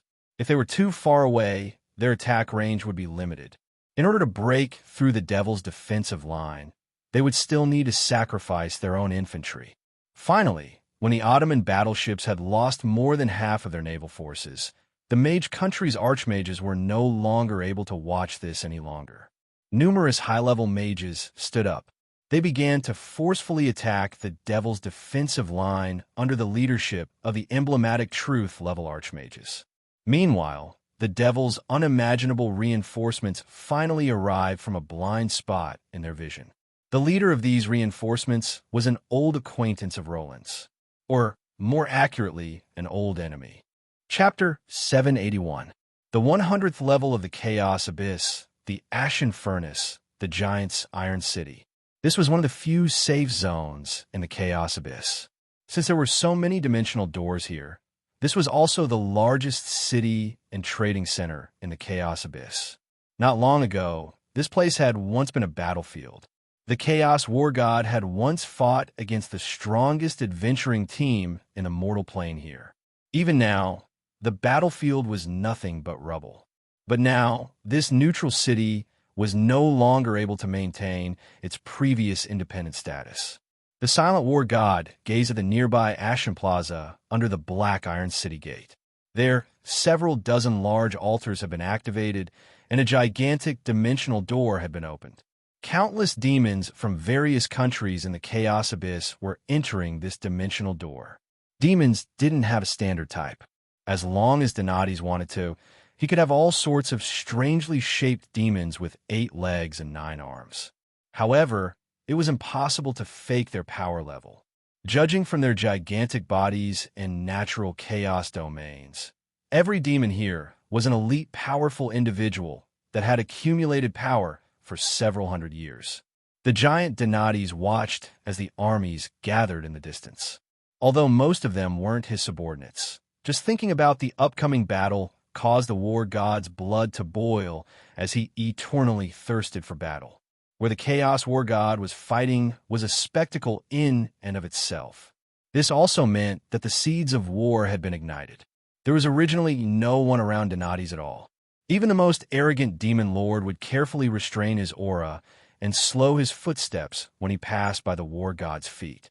But suddenly, a gigantic creature suddenly landed and smashed through a pile of rubble. The flying rubble smashed into Donati's face, but he didn't move at all. He didn't even turn his head. He simply furrowed his eyebrows, and his gaze became even colder. He didn't even try to hide his disgust and displeasure. Isn't this the venerable war god? Why don't I see the Valkyrie servants that you're so proud of? Although he sounded quite humble, his words were filled with provocation. Everyone knew that Donatis had suffered greatly in the Battle of the Hades and lost all of his Valkyrie servants. Anyone who dared to openly provoke Donatis without worrying about being trampled to death by him was at least an equal existence to Donatis. Barbarat, if you survive the upcoming battle, I'll have a good fight with you. Battle? Are you talking about war? With the alliance of 3 chaos overgods, you actually said that there would be a war. All I saw was a show of torture and blood sacrifice. Donatis, you actually think that a country bumpkin from the mortal plane can cause us trouble? Looks like your successive failures have worn away your fighting spirit. Perhaps we can settle our old scores now. The dark green demon king let out a sharp cry. Its 4 limbs fiercely stomped on the ground, causing the entire ashen furnace to tremble. What kind of enormous beast was this? Donatis could already look down at the tallest city wall, but it was much taller than Donatis and twice as strong. Barbarat's upper body was that of a crimson demon, while his lower body was that of a lion-shaped beast that was tearing flesh and blood apart. His tail was coiled with hundreds of giant pythons, and every snake head was alive. They were devouring the great demons they hunted along the way. King of beasts, abyss scavenger, forever hungry. Barbarat had many nicknames, but the most famous one was probably Devourer of Main Gods. In the previous Holy War, he had personally torn apart and devoured 2 Order main gods.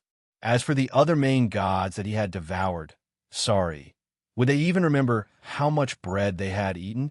In the entire Chaos Abyss, he was the most dangerous beast. Every time he fought, he would go on a frenzied killing spree that didn't distinguish between friend and foe. However, he hated and loathed Donati's the most because he had personally pulled out his venomous fangs. At this moment, the gigantic Abyss King screamed in delight. He was actually able to get so close to Donati's. He was no longer able to resist the urge to tear apart his mortal enemy.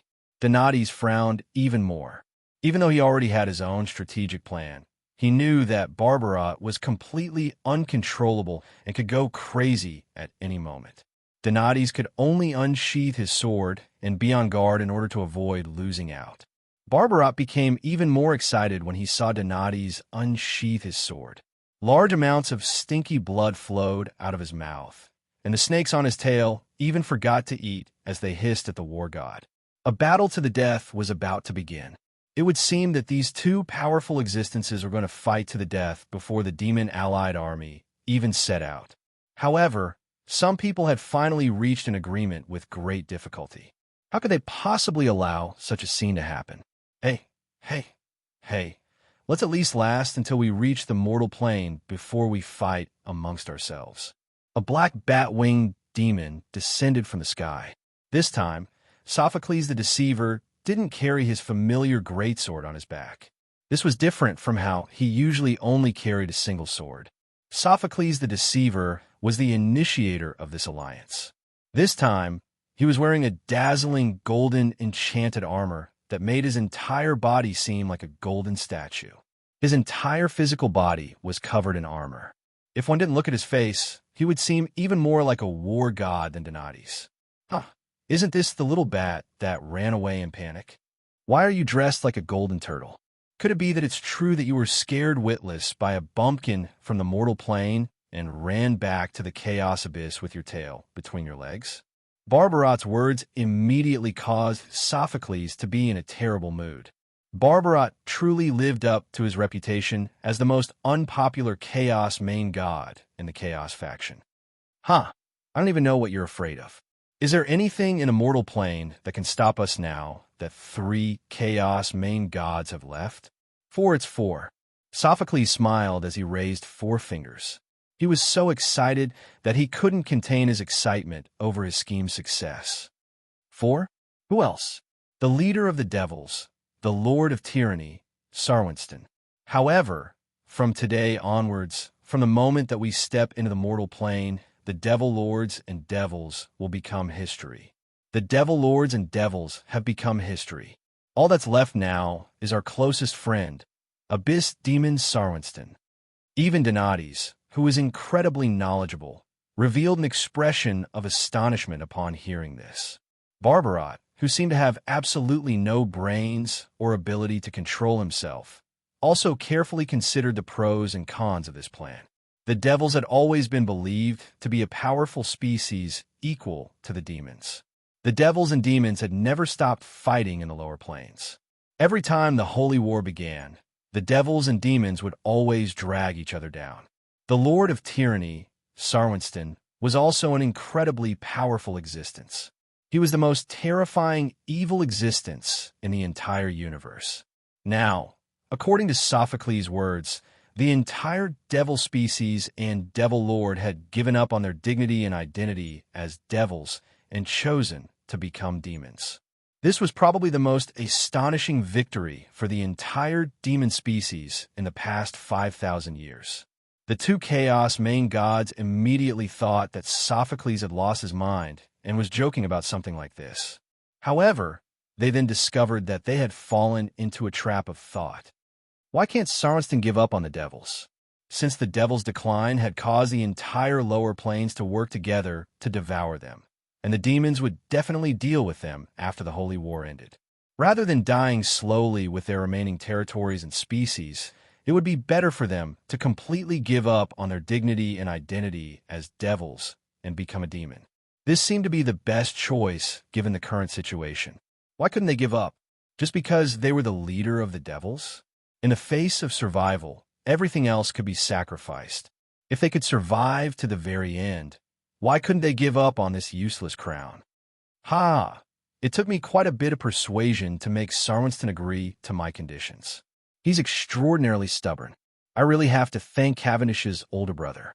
If it wasn't for the fact that Cavendish forced Sarwinston into a corner, Sarwinston wouldn't have been able to make up his mind.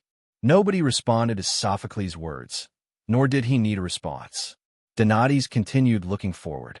There, the demon lords summoned by the Chaos main gods were continuously arriving. The tremendous Chaos Abyss army was currently noisily entering the dimensional door. Meanwhile, Barbarat was currently shrinking his body size. It would be impossible for an existence like him to enter the mortal plane without making proper preparations. Just as inconceivable as the Chaos Devils completely surrendering to their old enemies, the Chaos main gods actually joined forces once they were no longer restricted by the will of the Chaos Abyss. This was different from the foolish strategy of splitting up their forces and adding fuel to the fire. This time they were going all out. The Ashen Furnace's neutrality was meaningless in front of the three Chaos main gods. Countless demons entered the Devil's territory through the Ashen Furnace, and then entered the mortal plane through the Devil's territory. Chapter 782. Not a single person would have expected that the Hades faction's first purge of the Devils would be the fuse for a major world war. Perhaps no one expected that the situation for Sarwinston could not have been worse even before this battle. With his full encouragement, for the sake of his species' honor and history, did demons even have such a thing? Sarwinston, while he was fighting for his species' honor and history, did the Devils even have such a thing? Sarwinston himself was secretly preparing for a retreat. According to my understanding, there should be order within chaos, and there should also be chaos within order. This should be an endless cycle, just like how there was no such thing as an everlasting country, nor was there any such thing as an everlasting oath. However, the will of the Chaos Abyss controlled the Chaos Abyss, which greatly emphasized uniqueness and chaos. This actually caused the Chaos Abyss to lose its original purity, purposefully emphasizing that not allying with each other is a type of alliance in and of itself. Is it really chaos to stop all alliances and alliances? From a certain standpoint, she wanted to see the demon lords treat each other with enmity. The devils and demons would remain separate. If a certain demon lord was powerful in the past, she would tempt other demon lords to become enemies with her and reward the victor. But if other demon lords tried to form an alliance with each other to create their own country, they would definitely receive the enmity of the entire Chaos Abyss. She desired for powerful individuals to become even more powerful by fighting each other, rather than forming a unified political system or country. That was why no matter how powerful a main god was, none of them had any intentions of establishing a country in the mortal plane that was similar to order. There were even fewer places in the Chaos Abyss that could be called a country. One of the few exceptions was the devils. That was because there was a need for the devils to exist. Perhaps the reason for the devils' existence is because of the demons' existence. The devils are an alternative to chaos and evil, an experimental subject and a possibility. But when this subtle balance is lost, no, when the hand acting as the balance is gone, will there still be any meaning for the devils to exist? Even if the main gods of the Chaos Abyss hadn't left, a full-scale bloody war would have broken out in the mortal plane. With all the demons standing against the devils, would the devils be able to win since they were inferior in both numbers and top-level combat strength? The answer was obviously no. Would the devils still count on internal strife and killing each other? Would the main gods of the Chaos Abyss never be able to stand together? No. Perhaps the demons would be displeased with each other, but everyone knew that demons hated devils more than anything else. If there were no obstacles, the main gods of the Chaos Abyss would be more than happy to put aside their grudges against each other. Perhaps Sarwinston had thought of many possibilities over the countless eons as the devil main god, but he had been scared to the point where he broke out a cold sweat every time. Perhaps Sarwinston had been thinking too much as a main god. It was quite difficult to say. After all, Sophocles had been excluded from being a core member of the Devil main god faction from the very start.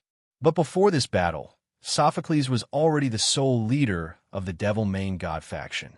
Sophocles directly contacted Sophocles, who already had a secret deal with him, and formed a secret alliance. This was the Devil's final gamble. If the Devils were able to gain a foothold in the mortal plane, then all of their escape routes would be meaningless. Both sides would treat this meaningless alliance as nothing more than scrap paper. But if Sarwinston still failed, Sarwinston would activate this alliance at the most dangerous moment. Then, the Devils in the lower planes would make way for the demon army, and the remaining Devils would choose to become demons. This would also mean that the Devil species, which had such a long history, would completely leave the stage of history. Changing species wouldn't cause the Devils to lose their intelligence. Even if all the sly Devils turned into sly and violent demons, it wouldn't make much of a difference in the mortal plane. On the battlefield, no one expected to encounter such a situation. Countless high-level demons walked out of the dimensional door. Their bloodthirsty and warlike natures caused them to instantly teleport to the battlefield using their own magic powers. For mortals, there was no difference between devils and demons. There was no need for there to be a difference. Either way, the ending would be the same. Just as the human warriors thought that victory was right before their eyes, countless new reinforcements arrived. This was especially the case for the arrival of several Chaos main gods. This was no longer just adding chips to the scales of the battlefield. Instead, the scales were directly smashed into smithereens. The moment that the Chaos main gods appeared on the western battlefront, everything collapsed. It was already past 8 in the morning. The sun that should have been in the sky had vanished without a trace. There wasn't a single ray of light in the entire area.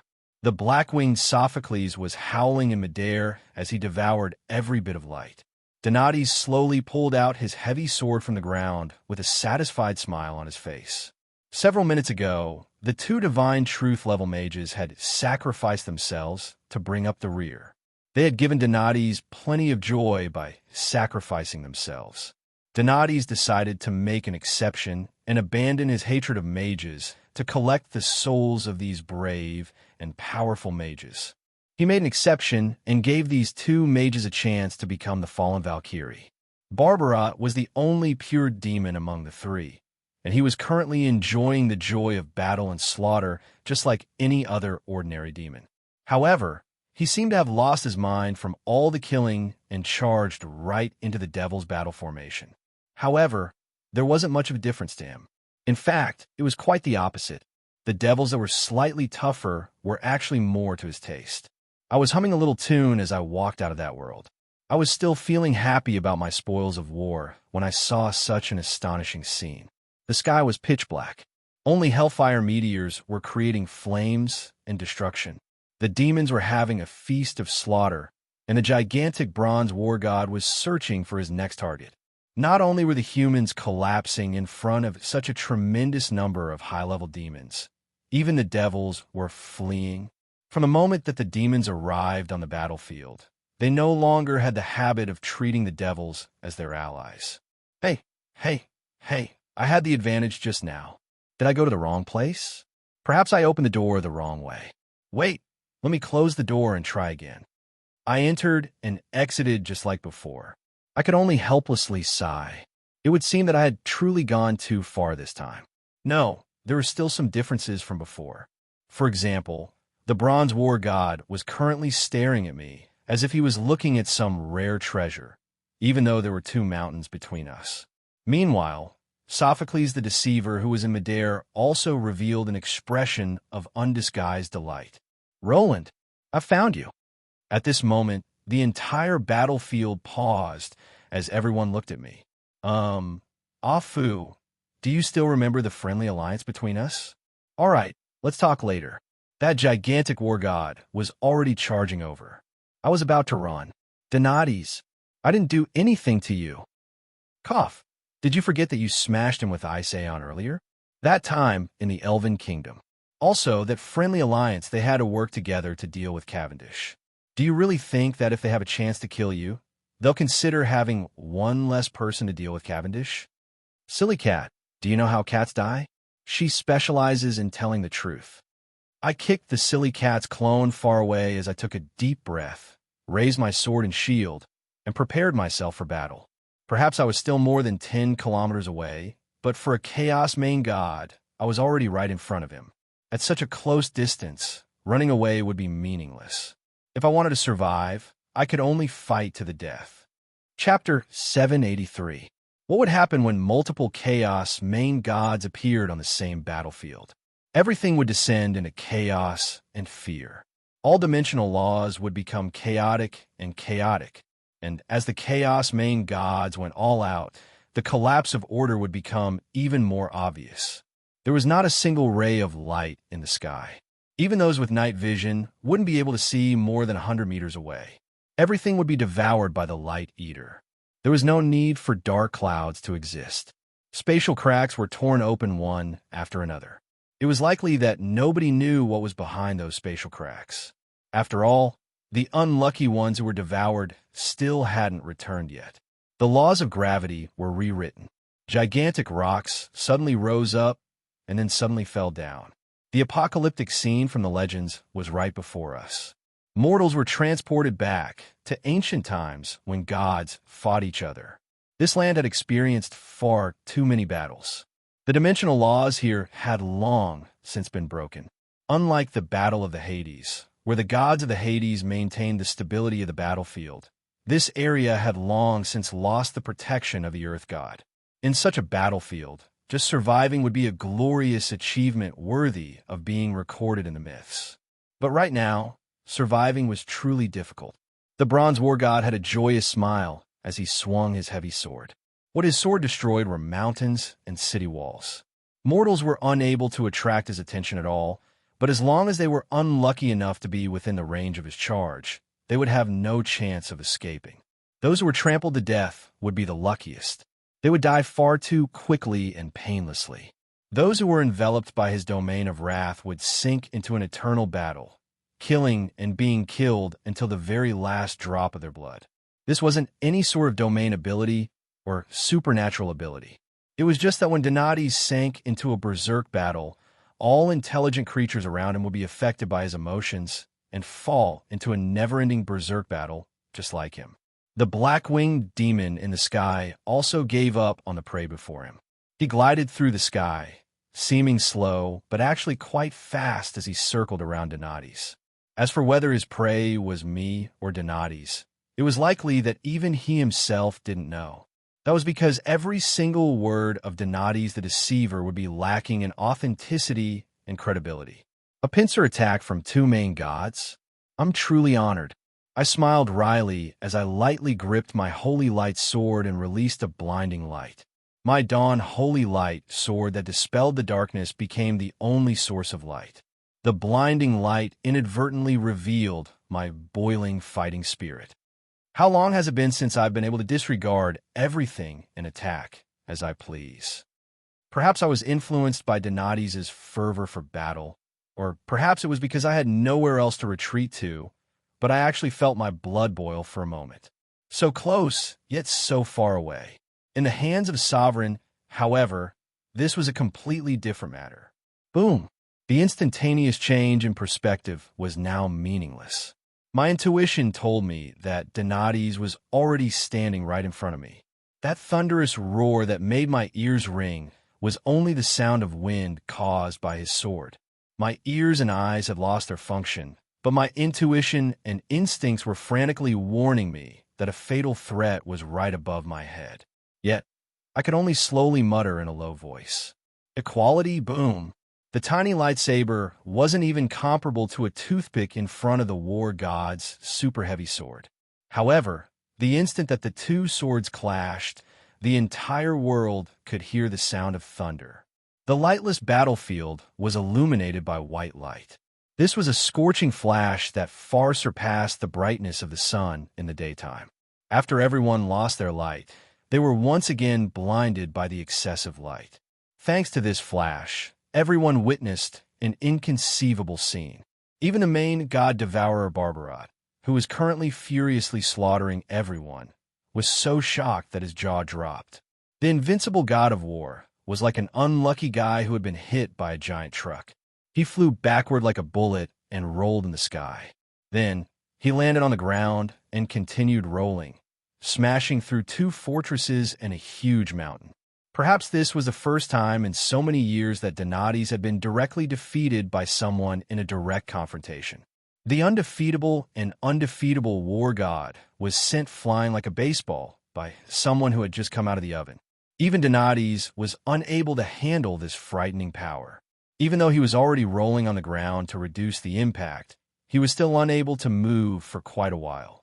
However, Barbarat's burning gaze and the fact that he had long since forgotten the pain actually stimulated Donati's fighting spirit. Ha ha ha, as expected of Roland. That battle against the Hades back then was so fun, and now you've given me another surprise. Let's go again. However, Barbarat tried to stand up with his arms, but failed twice. Only now did he discover that even his body made of adamantine was unable to handle the power of this attack. His entire arm was now covered in cracks. His maniacal laughter could be heard from half the battlefield, but he received no response at all. That was because I, who had just performed such a miraculous attack, was currently doing my best to dig myself out. Tui, tui, tui, it's all sand. I half knelt on the ground as I stabbed my golden holy sword into the ground with blinding wings of light surrounding it.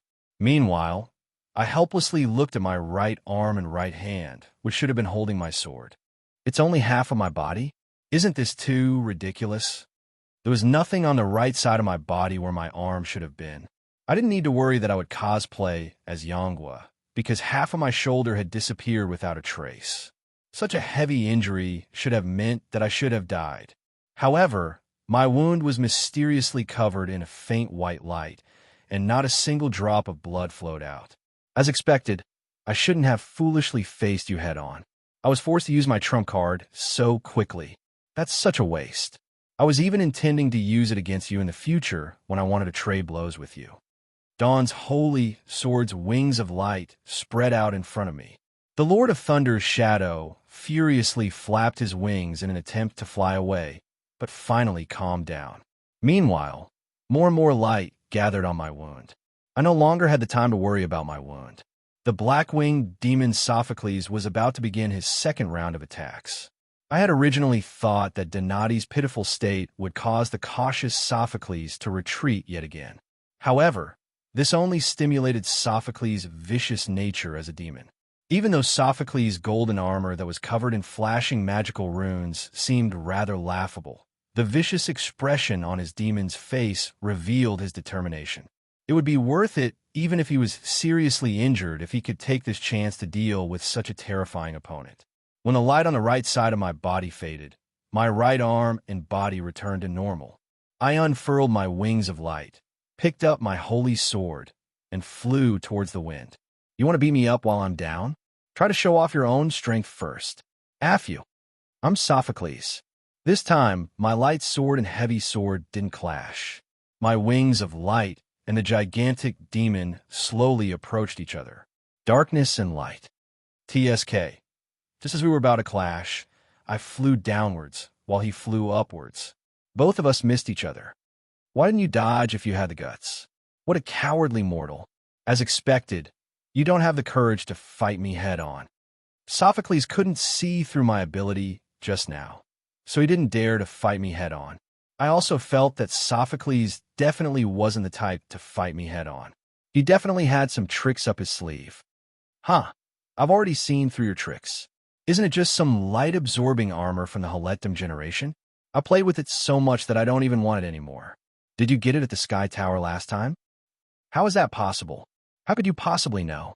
I've already buried everyone who knows about this. And now, it was my turn to be rendered speechless. I casually told him that I was telling the truth. I also carefully kept my distance from Sophocles. Last time, I saw that he was seriously injured. He had even taken out the Solar Energy Storage Armor X blueprint to create his own armor for himself. This rare item that the Halettum generation invented was the natural enemy of light. Although it was called a solar energy storage armor, it was actually capable of forcefully absorbing all types of light. Back when I was looking at the blueprint in the ruins, I had exclaimed that this item was the natural enemy of holy light. If it wasn't for the fact that the materials needed were so difficult to obtain, I would have even created one to defeat the Holy Light Church by myself. Cough, cough. Let's focus on figuring out how a powerful demon managed to obtain so many light element materials. Sophocles didn't dare to directly attack, but someone else did. Not only that, there were two of them. Donati's gigantic sword and bloody scythe simultaneously attacked Sophocles. Donatis had already arrived in front of me, while laughing maniacally.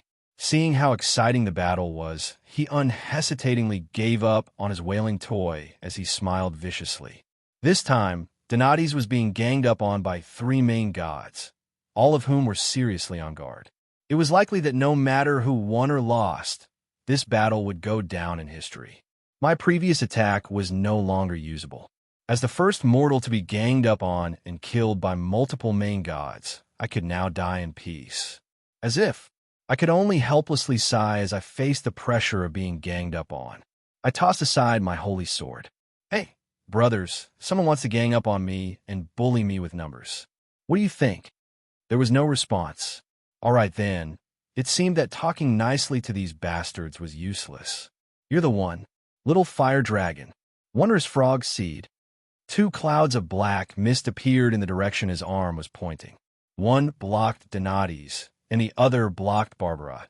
Donatis' black greatsword was blocked by the lightning spear, and his blood-stained scythe was broken by the spiked mace. Donatis was once again sent flying, and this time he was accompanied by the gigantic main god Devourer, who is the little red dragon. I am the creator goddess, most beloved eldest son, the Titan, who is the wondrous frog seed. I am the pinnacle of despair and regret, Hymer. Chapter 784. The sudden appearance of the two giant gods on the battlefield attracted countless gazes. Probably no one had expected that another two overgods would appear. Barbarat was currently fighting against a headless black giant. This was different from the black-haired, black-eyed human youth's incarnation. Even Hymer wouldn't hold back against the chaos abyss monster. Hymer was the Lord of Despair. He had previously been one of the three Devil Lords, as well as the evilest existence in the entire chaos abyss. It seemed that he was still evil even now. Hymer's true body was a black headless giant.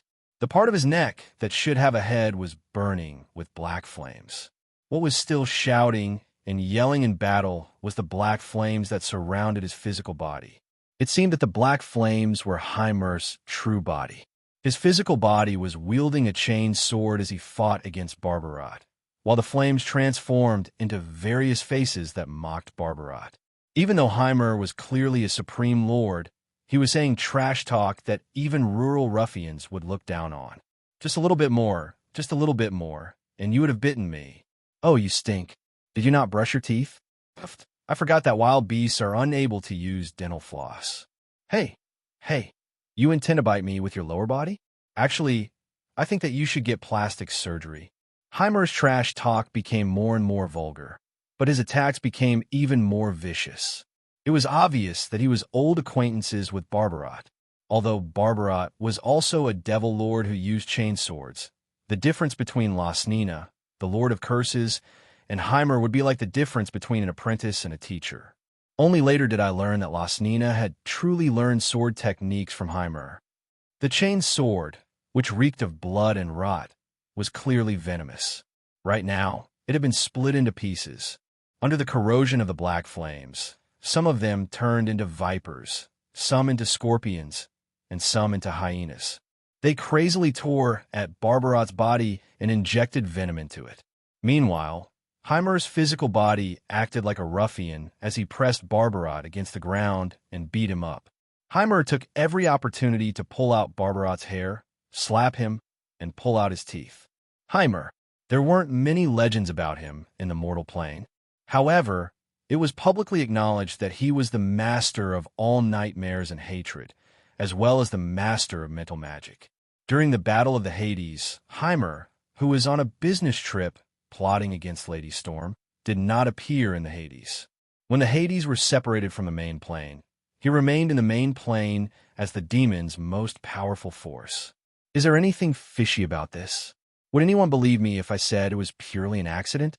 Those devils were all sly, leaving behind a top-level combat strength as a backup. Ahem, let's not look into what happened in the past. It's all in the past. The important thing is that we won the Battle of the Hades. Now, we're all in the same boat. As I mentioned before, this battle was the first time that the Hades and their allies on the ground had joined forces in a major battle. It was a battle of honor that they couldn't afford to lose. In order to achieve victory, El had privately given me full authorization. Full authorization sounded simple, but it was actually quite significant. It meant that I could use all of the Hades' power, including main god-level combat strength. Yes, we also had main god-level combat strength. However, it would be far too difficult for the main gods who had obtained the Hades' divine power to leave. It wouldn't be very meaningful to send an incarnation here, and attacking from afar would be quite costly as well. In most situations, it wouldn't be worth it. However, since the enemy had main god-level combat strength, how could I possibly just enter the battlefield empty-handed? Especially since I had already accidentally attracted so much hatred from the enemy. Wouldn't that be the same as wanting to die faster if I just jumped in front of the enemy? And so, I directly recruited Heimer's helper. I had been preparing to fight against the Lord of Tyranny. I had originally intended to watch a civil war between the Devil Lords, but now it had become a fight between a Devil main god and a Demon main god. However, I was now regretting my decision. As the peak of despair, the moment Heimer appeared on the battlefield, the spiritual energy of despair scattered in all directions. The weak souls were crushed by despair immediately. Some knelt on the ground and cried bitterly. Some even took out their swords to commit suicide. Those who weren't mentally strong enough would fall into madness and hysteria if they mindlessly stared at Heimer. If they weren't saved in time, their destroyed souls would transform into new nightmares. Why do I suddenly feel like we're the evil ones here? Judging from the style of the battle, the war gods Donades and Sophocles were quite powerful and domineering. Meanwhile, Heimer's domain of despair was turning the brave warriors into lunatics. If it weren't for the fact that the current situation was special, he would likely have been attacked by all the gods if his true body had appeared in the mortal plane. Currently, Heimer was even spitting at Barbarat, who was chained to the ground by his chain sword. Compared to Heimer, Barbarat seemed far more like a righteous person. If the silly cat was here, she would probably say, "Did you just realize that you've always been a side character?" Unfortunately, nobody responded to her comment. Harlow's main body was currently rushing over from the eastern battlefront. The moment that the main gods appeared on the battlefield, she had dispelled most of her clones and returned all of her power to her main body. Right now, I needed every bit of combat strength I could muster. Although your appearance is terrible, fine, it's extremely terrible, you're indeed quite strong. Hey, Heimer, can't you be a little more brave? I just praised you. Before I could finish speaking, Barbarat finally regained his senses and pinned Heimer down on the ground to beat him up. TSK, how pitiful. Every punch landed on Heimer's flesh. From a certain standpoint, this was to be expected. After all, I had never expected Heimer to defeat Barbarat from the very start. There was a tremendous difference in abilities between Heimer and Barbarat. After all, forcing the slippery Heimer to fight Barbarat to the death on the battlefield was something that I had no choice but to do. Hold on, at least until Donades loses. That's easy for you to say. Do it yourself. Damn, stupid lion. Are you the only one who knows how to bite? Take my poisonous fangs. Although Heimer was now at a disadvantage, judging from his energetic roar, he should be able to hold on for a short period of time. I hoped that he would be able to hold on until Donades lost. That's right, I was correct. I was looking forward to seeing the strongest Chaos War god, Donades, who had never been defeated before, lose. It was likely that nobody had expected this scene before them. Donades, who had always been undefeatable in direct confrontations, would actually be beaten up by someone else in a direct confrontation. Is this the power level of the creator goddess's eldest son, the first Titan giant? He's so ridiculously powerful that I can't even evaluate him. Fortunately, I didn't have a direct confrontation with him back in the day. However, I didn't have the free time to spectate the other battles. It was 3 against 3, so neither of us could even think about dodging. Whoever lost first would cause an avalanche. The final Chaos main god, my old nemesis Sophocles, was now standing in front of me. His gaze was different from before, but it was now filled with killing intent that he was determined to die. Chapter 785. Even though they were all main gods, some existences were still different from others. Chaos War god Donades had always been viewed as the symbol of undefeatability and the vanguard of the Chaos Abyss. He had experienced countless battles without ever falling. His countless years and countless combat achievements made it so that he didn't need any titles or praises to describe his valiance. The title of undefeatable war god was more than enough. As long as Donades was on the battlefield, he would always be the center of attention. Currently, the most attention-grabbing battle on this battlefield was still the giant gods fighting against each other. However, it was likely that nobody expected that Donades would be completely suppressed.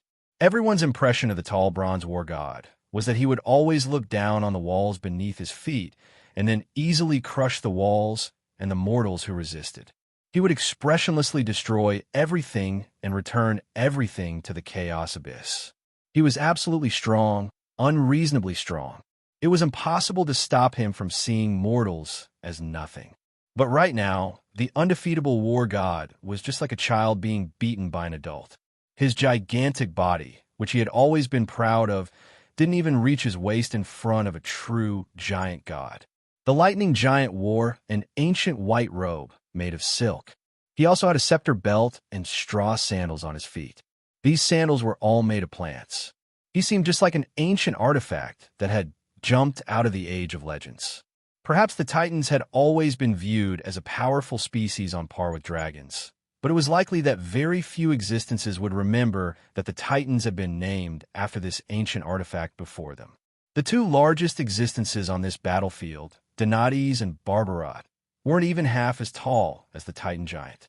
Just by looking up, the Titan Giant's head, which was wearing an olive branch headband, seemed to reach the clouds.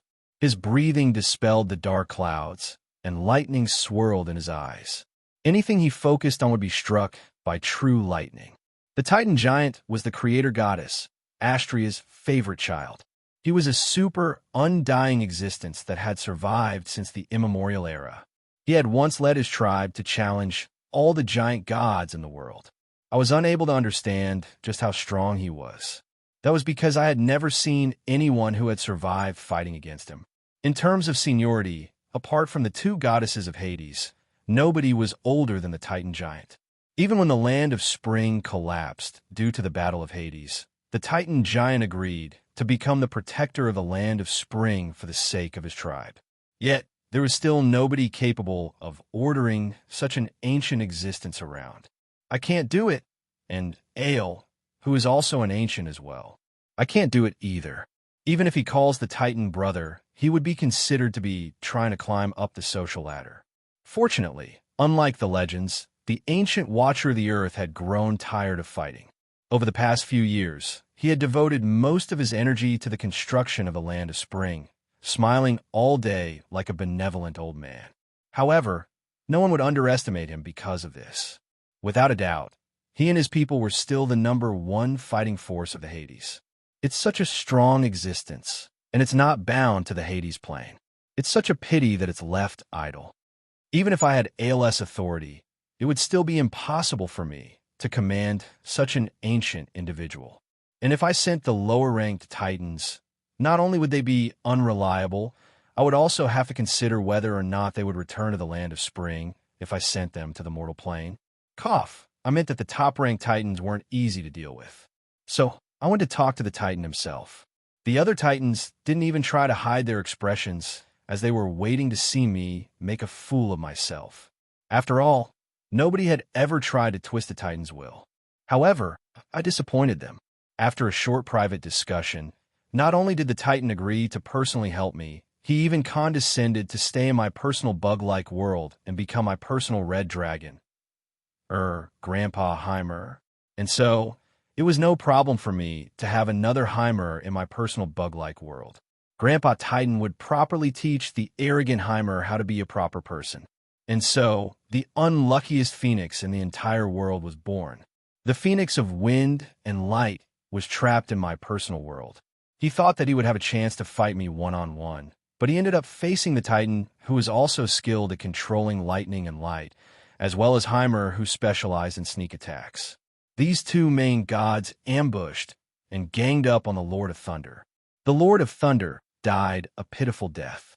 The Lord of Thunder died 342 times, with the longest being 38 seconds and the shortest being 1 second. This was his pitiful death record.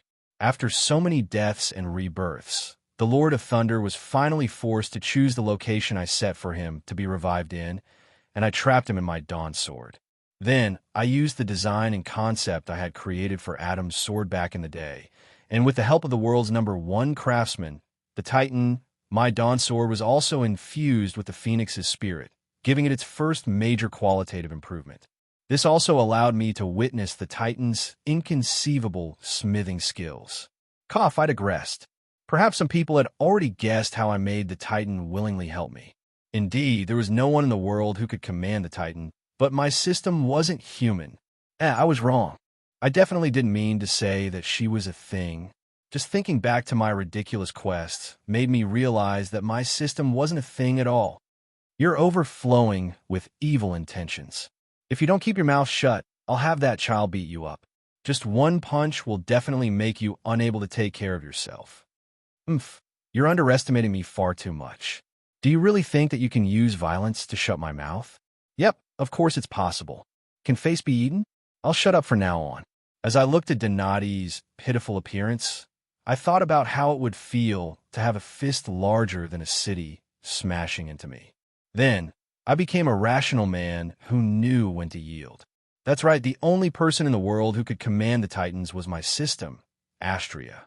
After all, to the Titans who had experienced the creation era, Astria would forever be the creator and mother who had created him. Children would always miss their mothers. Family was carved into their souls. It was impossible to erase. Time would only cause longing to settle. Reuniting with Astria would be both joyous and sad. Even now, I could still remember that when the Titan met Astria, the gigantic god in the clouds actually sat down and wept like a child. In order to prevent trouble from coming from my mouth, I should shut up. Right now, the gigantic god was beating up a child, and he seemed to be having fun. The Bronze War god was currently in a daze from being beaten up. He had probably never met a fist larger than his head before. He was unable to defend against or dodge every thunderous punch that came from above his head. The first 3 punches had already shattered his super heavy sword, which had never been damaged in the slightest. The Titan War God could only use his body to take the remaining punches. The Titan War God didn't use any supernatural abilities. He simply used brute force, which Donatis love the most. He kept punching Donatis' physical body and soul. Donatis was already ridiculously strong for being able to last so long without becoming a pile of mush. The powerful Donatis was smashed into the ground. He angrily roared, causing the entire world to fear him to do battle. However, it was all useless. The Titan War God maintained his original rhythm as he punched Donatis again and again. Don't think too much about it. This is the Titan War God's only way of fighting. He doesn't have any other supernatural abilities. Back in the day, we all fought like this.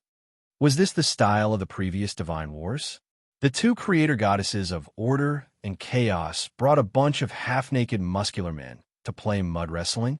This scene was so beautiful that I didn't even dare to imagine it. Please give me back the beautiful epics from myths. Please don't remain silent. This makes me wonder if the ancient Divine Wars were really fought like this. I remain silent. All right then, let's not worry about such useless things and return to the battlefield. At this point, nobody believed that Donatis would be able to obtain victory. The only question was how long he would be able to last.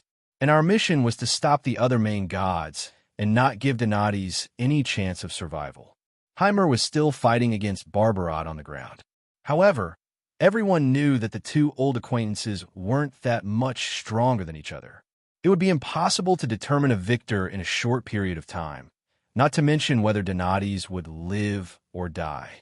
Meanwhile, my opponent, Sophocles the Deceiver, was clearly our only hope on the battlefield. However, he kept on casually fighting against me. Every time he fought, he only lightly touched the ground. It seemed like he wasn't using his full strength at all. I even suspected that Sophocles wanted to see Donatis die here. However, I instinctively felt that something was off. If Donatis died in battle, not only would the invasion of the Chaos Abyss fail, we wouldn't possibly give up on this opportunity to kill him either. Being able to kill two Chaos main gods in the mortal plane was a once-in-a-lifetime opportunity. Finally, what I had been waiting for finally happened. Sophocles took an incomprehensible action. Chapter 786. Sophocles the Deceiver. His abilities were unknown, and his aces were unknown. He was a rare type of intelligent demon who only used his muscles to think. Although he had many records of his attacks, he displayed different types of abilities. Too much messy and uncertain information was the same as having no information at all. It was obvious that Sophocles was intentionally hiding his true power level in the shadows. Judging from his past experiences and personality, he was far more skilled at scheming than swords. He was more like a devil than a demon. My previous interactions with him proved that he was also an overly cautious and sly existence. During the Battle of the Hades, he shamelessly tore up our contracts multiple times based on the situation. He shamelessly kept slacking off when he discovered that the situation wasn't good for him. In the end, he shamelessly admitted defeat. If news of this spread, it would be an utter humiliation for all main gods. It was the same in the Solidukedom. Even though he opened up a dimensional door to the Chaos Abyss, he only sent his subordinates to carefully test the waters. After he discovered that we were there, he unhesitatingly gave up on his plan to forcefully descend to the Chaos Abyss, even though he said that he didn't give up. Scheming, calculating, and being cautious were all ways to survive. However, this wasn't the way to be a ruler. This didn't match his status as the top existence in the world at all. It could be said that Sophocles the Deceiver was the weakest among all the Chaos main gods. No one thought highly of him in terms of reputation or power level. However, the fact that he had survived until now proved that his path wasn't necessarily wrong. I was now unable to see through him. My hero's armor of light didn't have any holy light at all. The pitch-black demon who wore extravagant armor unfurled his 100-meter-long bat wings. However, the wings didn't create any wind. His wings were gathering light. All the light was gathering together as his black wings captured all the particles of light. Or it could be said that all the light was being devoured by his wings. The black bat wings were fully unfurled, covering the entire sky. All the light gathered and dissipated on the wings, making it look like an angel. Under the illumination of the light, the originally ferocious face was replaced with calmness. Only now did I clearly see his current appearance. His facial features had all melted away. The pitch-black faceless one transformed into a shadow that devoured all light. The current Sophocles' face seemed like a distorted black hole that was covered in light. Sophocles' wings of light and dark overlapped with each other. There was even a faint sound of holy music around the multi-winged Demon King. His black horns were covered in magic runes that resembled crosses. A greater demon descended from the sky, accompanied by darkness and light at the same time. This strange sense of holiness and ritual made it seem more like an angel than a demon. This was definitely not an ability that a great demon should have, nor was it something that his armor could do. On the contrary, that gorgeous armor was concealing and suppressing his true form. I faintly felt that this version of Sophocles was his true form, an existence of both light and darkness. What I didn't understand the most was his attitude. It was as if he was prepared to fight to the death with me at all costs. This was far too different from how he used to fight when the wind was blowing against him. Risking your life to help Donati's? That's impossible. Why would he do that? Today's battle had attracted far too much attention. Sophocles had unhesitatingly revealed his true power. This was completely different from his usual personality. Originally, we had chosen our opponents based on the difference in power levels. The strongest Titan would take care of Donati's, while I would fight against Sophocles, who should have lacked the will to fight. But now, Sophocles had no intentions of communicating with me at all. He was prepared to fight to the death by himself. It seemed that I was unlucky yet again. However, Sophocles wouldn't give me a chance to doubt myself. Even though I suppressed my doubts, I could only properly fight.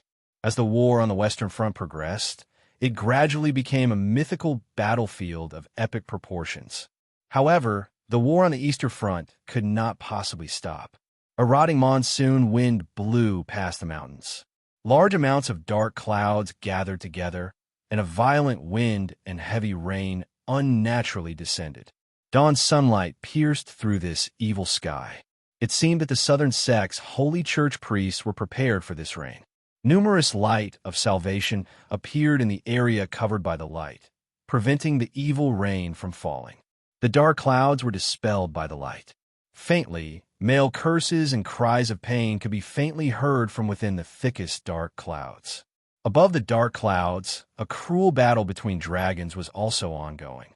That's right, a battle between dragons where one dragon could fight against 100 dragons. In the sky, the furious Lord of Tyranny had curled himself up into a ball. His two gigantic dragon heads kept spitting out flames and ice. The spreading flames instantly evaporated the famous long river here. The hell explosion that came with it instantly transformed this place into a scorching desert hell. Meanwhile, the arrogant Lord of Tyranny was currently facing the greatest danger of his life. Hundreds of ancient dragons were ganging up on the dragon's rebellion and disgrace, the living dragon's dark history. The red dragon was currently spitting out flames while flying at high speed. The bronze dragon jumped on Sarwinston's back and used his naturally tough claws and teeth to tear apart Sarwinston's dragon scales. Even the weak and foolish green dragons and white dragons would become incredibly terrifying beasts of war after they matured into ancient dragons. Dragon breath and dragon might become the most worthless items on the battlefield. Both sides had astonishingly high magic resistance, but their magic casting abilities were only average. The end result was that this battle between dragons easily became a bloody battle in the air. At this time, it was a competition of whose skin was thicker and whose claws and teeth were sharper. It was evident that Sarwinston was astonishingly powerful in this aspect. Dragons kept falling from the sky, while dragons kept rising from the ground. With the three major dragon cities working together, today's dragon army didn't need to worry about a lack of reinforcements. All they needed to do was gradually weaken the dragon army. However, today's main character didn't belong to the legendary dragon city. Semi-transparent night wings danced in the sky. However, their bodies were covered in black mist. Only their blood-red eyes shone with a strange light. They were the dragons of death, the dragons of Hades, and the dragons of the death god. The hell envoys didn't reveal their true appearances. The mist that covered their bodies was also a type of protection for others. After all, they were the incarnations of death. It was an instinct for them to spread the word of death. If any weak life form in the mortal plane saw their true form or was stared at by them, it was highly likely that they would instantly die. The bloody battle in the Hades replayed once again. The Hell Dragons were surrounded and attacked by the other dragons while the Hell Dragons flew around at high speed and skillfully surrounded and attacked. The Hell Dragons surrounded the powerful Devil Lord and occasionally lowered their heads to attack with their breath. They didn't even need to participate in melee combat. The Hell Dragon's breath of death was far more dangerous and fatal than any other dragon's breath. The dragons were proud of their high magic resistance and physical resistance, but they were all meaningless in front of the Hades breath of death. Every time a Hell Dragon spat on him, Sarwinston was no longer as indifferent as he had been at the start of the battle. He still hadn't seen through the Hell Dragon's characteristics, but that didn't stop him from noticing that something was wrong with the situation. With every breath, he was getting closer to the end of his life. Sarwinston was tired and fatigued. Memories of his repeated defeats in recent years surfaced in his mind. A mysterious fear filled his heart. Am I really going to be worn down to death by these low-level lizards? He wanted to escape, but it was impossible for him to escape from the dragon's attacks. Also, the familiar energy waves in the west made him want to immediately rush to the western battlefront. Chapter 787. The western battlefront was now in complete chaos. Multiple main gods appeared in the same area, causing the elemental tide to become incredibly chaotic. The dimensional laws here had been repeatedly attacked by the demon army, and were now in tatters. The elemental chaos zone, or the dead magic zone, was usually the scene of a forbidden spell or an ancient battlefield from the mythological era. However, since so many main gods were fighting at full power here, the dead magic zone that only existed in books appeared in reality. The archmages participating in the battle were probably the ones who were the most affected by the elemental tide's chaos. Ordinary mages and acolytes wouldn't be able to cast any spells in such an environment. Forcefully casting a spell would result in them being destroyed by the uncontrollable mana, such as a small fireball suddenly transforming into a firestorm. Truth-level archmages had basically created their own personal domains. Such an environment wouldn't restrict them from using their own domain power. This was one of the basic requirements for top-level combat strength to participate in a battle between gods. However, the effects would be tremendous. Mages were a job class that was used to borrowing external power and natural laws. The chaotic elemental tide meant that mages could only rely on their own mana reserves to fight. It was obvious that their combat strength would be greatly reduced before they could adapt to the new environment. The sky was wailing and the earth was being torn apart. The devils, demons, and undead were still unwilling to give up. The pitch-black demons in the sky became the only source of light, causing everyone to feel uneasy. In such a chaotic battlefield, even archmages could die to a skeleton archer that could disintegrate at any moment. Get up. Curse Master Mutt was the oldest archmage in this battle. His skinny face was covered in wrinkles, and he always used a walking stick as he trembled like an injured rat man. He usually didn't appear in front of the younger generation, and was even mocked by them. However, he would always show his true colors when danger arrived. The archmage used all his strength to control the earth and wind elements. His short body suddenly expanded by several times, and his veins bulged as sweat dripped down his face. He was using all his strength, but it wasn't an offensive spell. Under Mutt's control, the surface of the ground was cut off, and numerous temporary floating discs were erected. They were of different sizes, with the largest being enough to be called floating islands, and the smallest being large enough to carry several dozen people. All the floating discs slowly floated upwards, making them quite eye-catching on the battlefield. Looking at the floating disc, the quick-witted mages were at first shocked, then delighted, and promptly flew towards the floating disc. The duller juniors also came to their senses after being reminded by their compatriots, all of them approaching the nearest floating disc. The most dangerous part right now was the complete chaos of the battlefield due to the Chaos faction's appearance. The mages in this area could only fight for themselves. The powerful devils and demons that suddenly appeared next to them would all die for no reason and would be completely worthless. As long as they gathered together again, they would naturally be able to form a battle formation according to their usual training. Some would assist, some would defend, and some would attack. Under the premise of not having to worry about the rear, they would be able to display their true strength. And as expected, when the mages landed on the floating disc, they immediately constructed new defensive positions according to their research direction. Some provided energy for the floating disc to float. Some created new defensive spells. Some contacted their colleagues. And some immediately started chanting powerful offensive spells after they stood firm on their feet.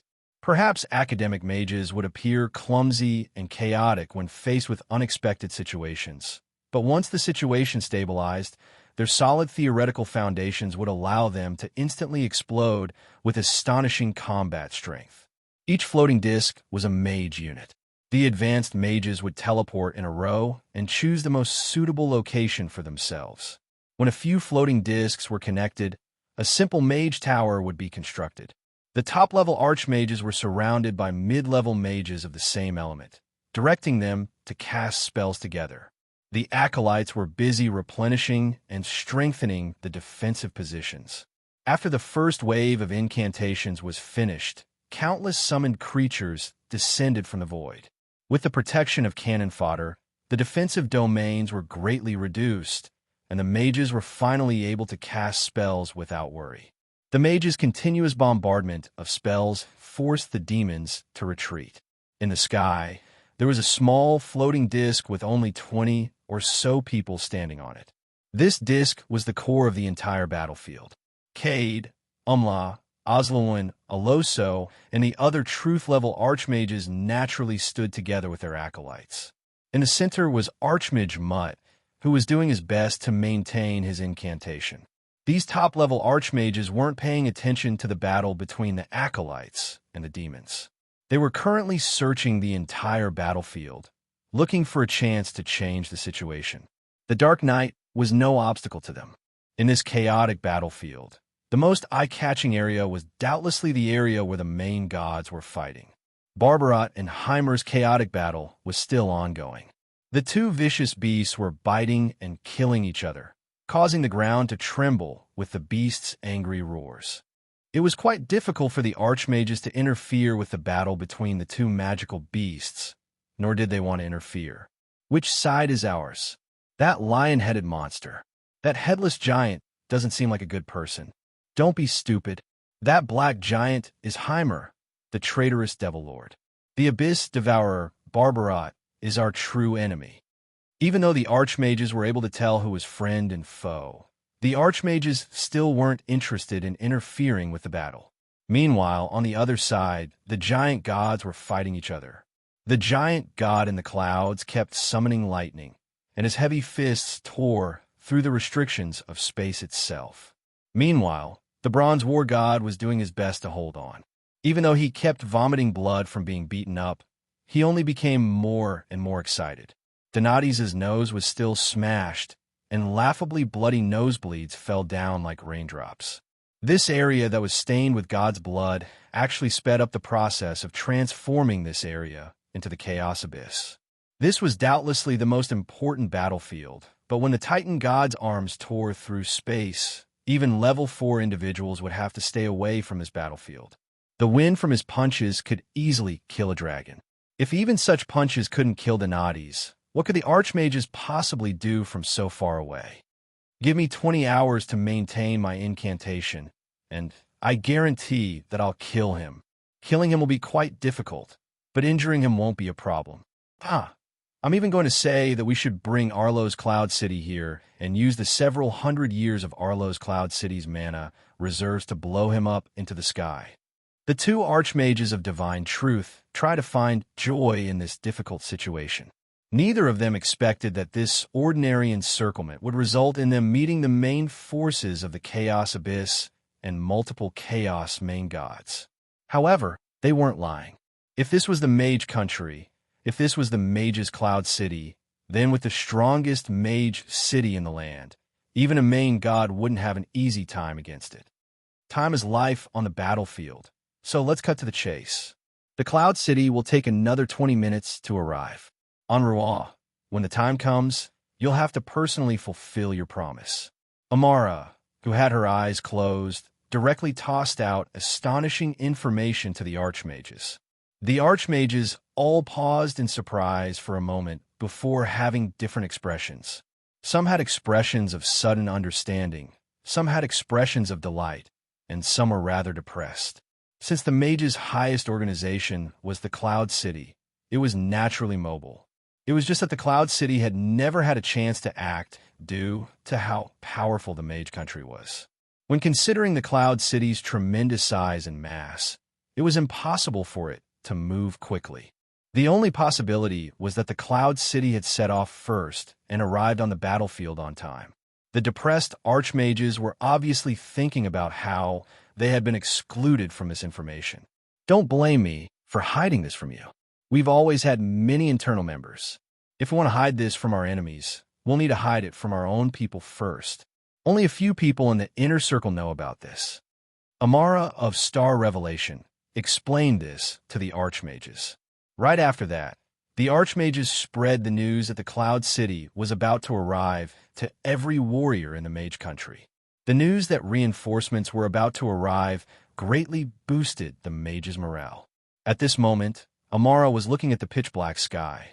There, an angel of light wielding a holy sword was currently engaged in a bitter battle against a powerful devil.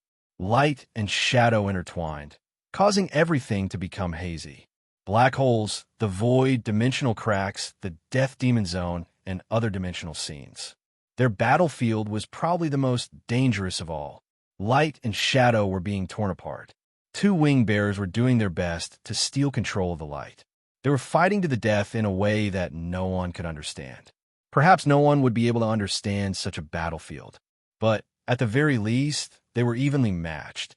Without a doubt, the rumors that had been viewed as nonsense were now true. The strongest holy knight with a mortal body was now in existence capable of directly fighting against a main god. Amara, who had experienced countless lifetimes, couldn't help but sigh at the battle before her. Humans are truly the most inconceivable of creatures. Back in the day, he was just a brat about the same age as Marguerite. It's only been 100 years, and he's actually reached such a level. As Marguerite's teacher, although Amara had high hopes for Roland back in the day, she had never expected that he would reach such a level. Yet, she didn't have much time to sigh.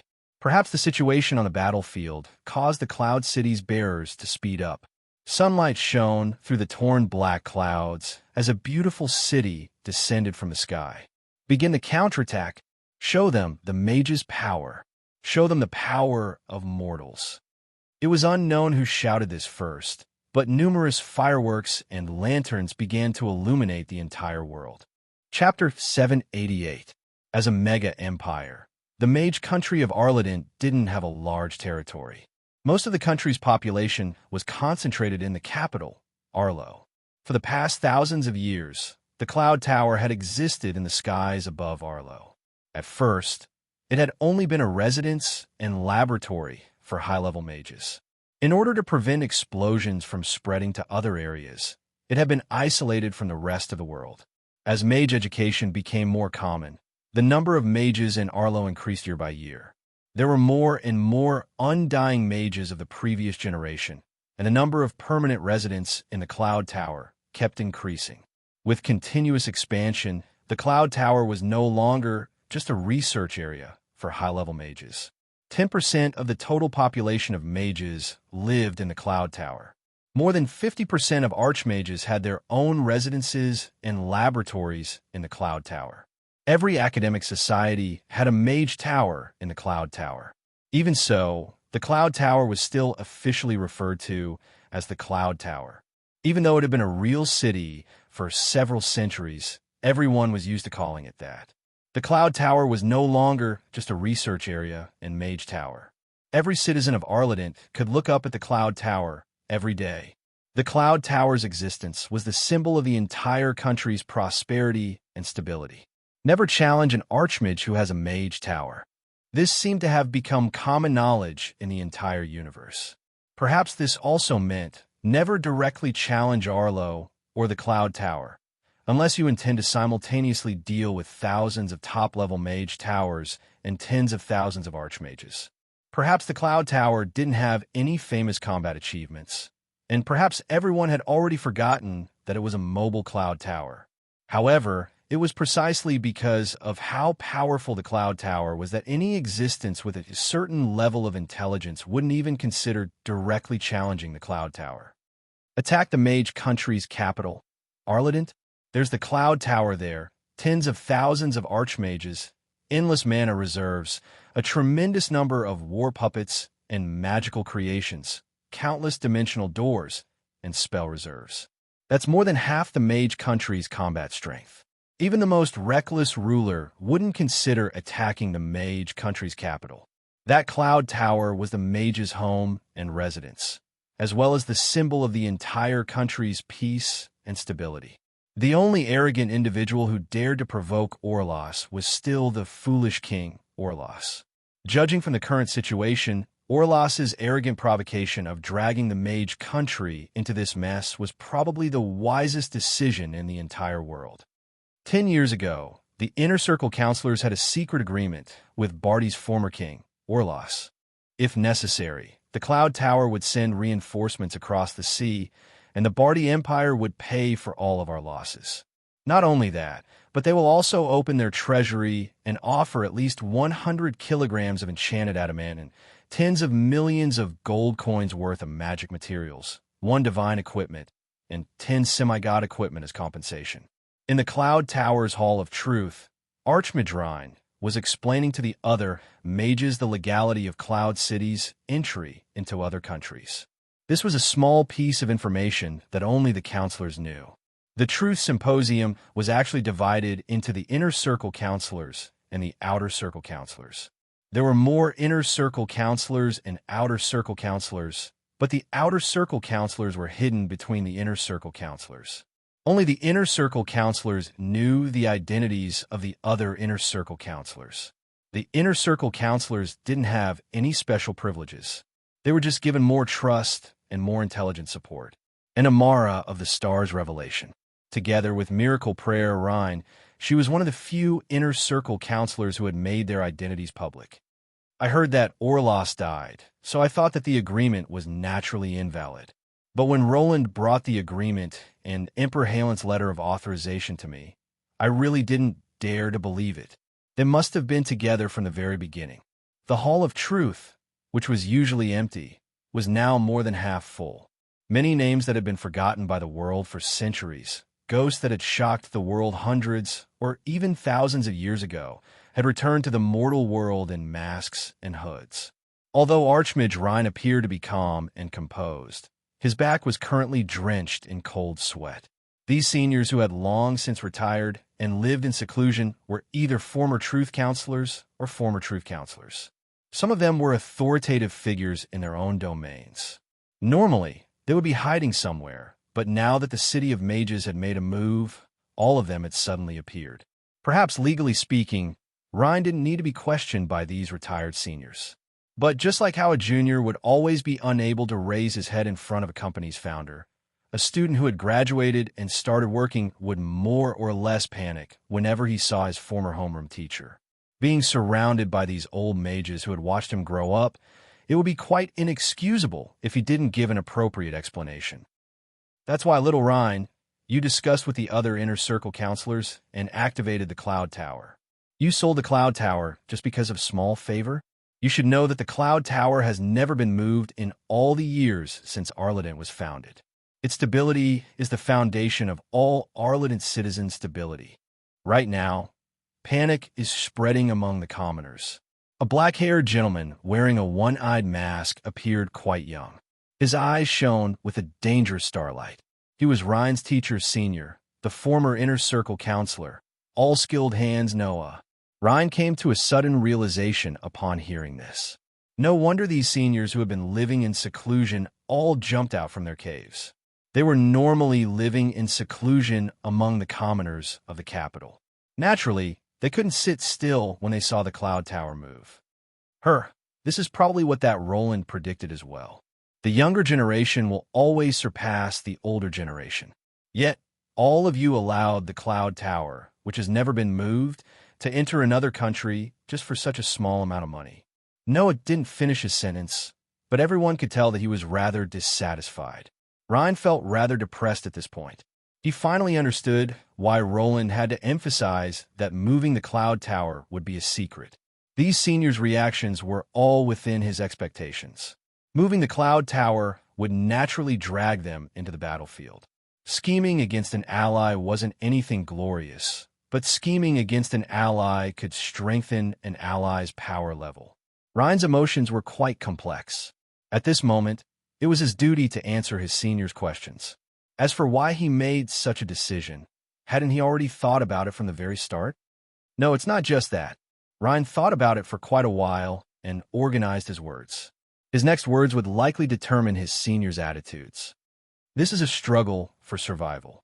Although the mage country is a country of mages, most of the residents here are still humans. That's why we must fight. He didn't give a long speech, nor did he try to reason with the archmages. Talking would be meaningless against archmages, and debating would only make the archmages hate him. Because we're humans, we must fight for the sake of our species' survival and prosperity. This was quite practical. Is this necessary? Noah nodded slightly. This answer was what he expected, as well as the only one he could accept. Continue the inheritance of the mysteries? Search for the endless truth. Survival would always be the top priority for any species. If the Chaos Lords truly obtained control over the mortal plane, would the mages still be able to maintain their former independence? Noah's question of "is this necessary?" had actually already accepted this reason. After all, the archmages weren't deaf. Living in seclusion didn't mean that they wouldn't receive information or be cut off from the rest of the world. In fact, it was quite the opposite. Infiltrating the mortal plane would allow them to have a better understanding of the current situation. Was this necessary? Didn't he ask if the mage country needed to participate? That was because from the very start, nobody would be able to escape this battle. Hiding in their ivory towers and trembling in fear would be the same as handing the butcher's knife to the enemy. Noah was asking if the current situation had already reached the point of the final battle. Was it necessary to use the Cloud Tower?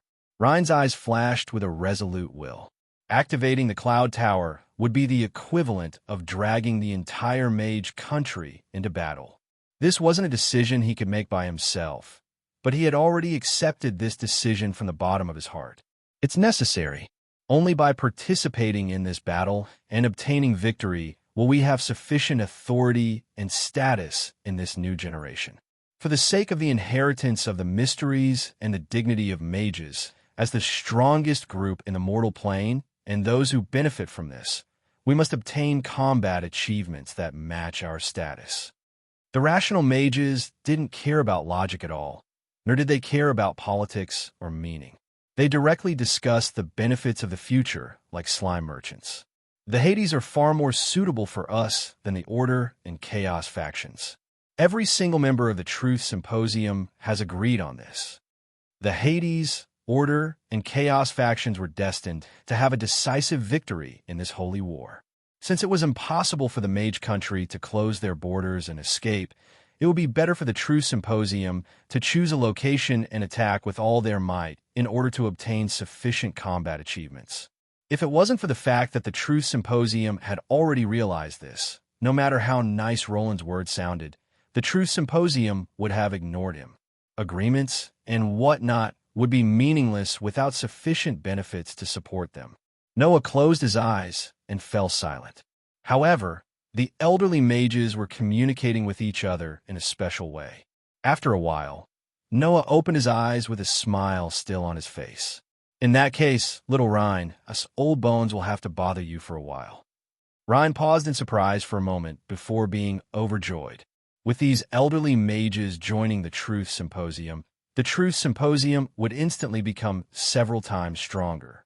At this moment, Noah secretly passed a piece of paper to Ryan on the table. There was only a special spell for communication written on it. Perhaps you can use this.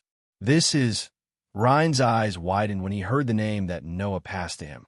His heart almost stopped beating. So the mage country's true trump card, the older generation of mages, was still in Ryan's hands. Even the mage country's mages didn't know about this at all. The elderly mages all disappeared from the conference hall. Only Noah and a few others stayed behind to act as communication hubs. The Cloud Tower, which had greatly increased in power, sped up and arrived at the battlefield faster than expected. When the Cloud Tower descended from the clouds and saw the chaotic dimensional battlefield before them, even the archmages who had experienced countless battles panicked. They were glad that they had used their trump card.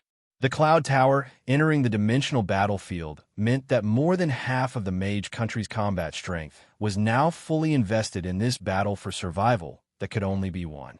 If one looked into the past, such as the mage country's foolish actions in the game's history, it would be easy to see that the mage's attitude towards this battle had always been changed by that person. At this moment, that person heaved a sigh of relief when he saw that the Cloud Tower had arrived earlier than expected. Sophocles was far too difficult to deal with, and the power that Sophocles had just revealed proved one of his guesses. Sophocles, you're no demon at all, right?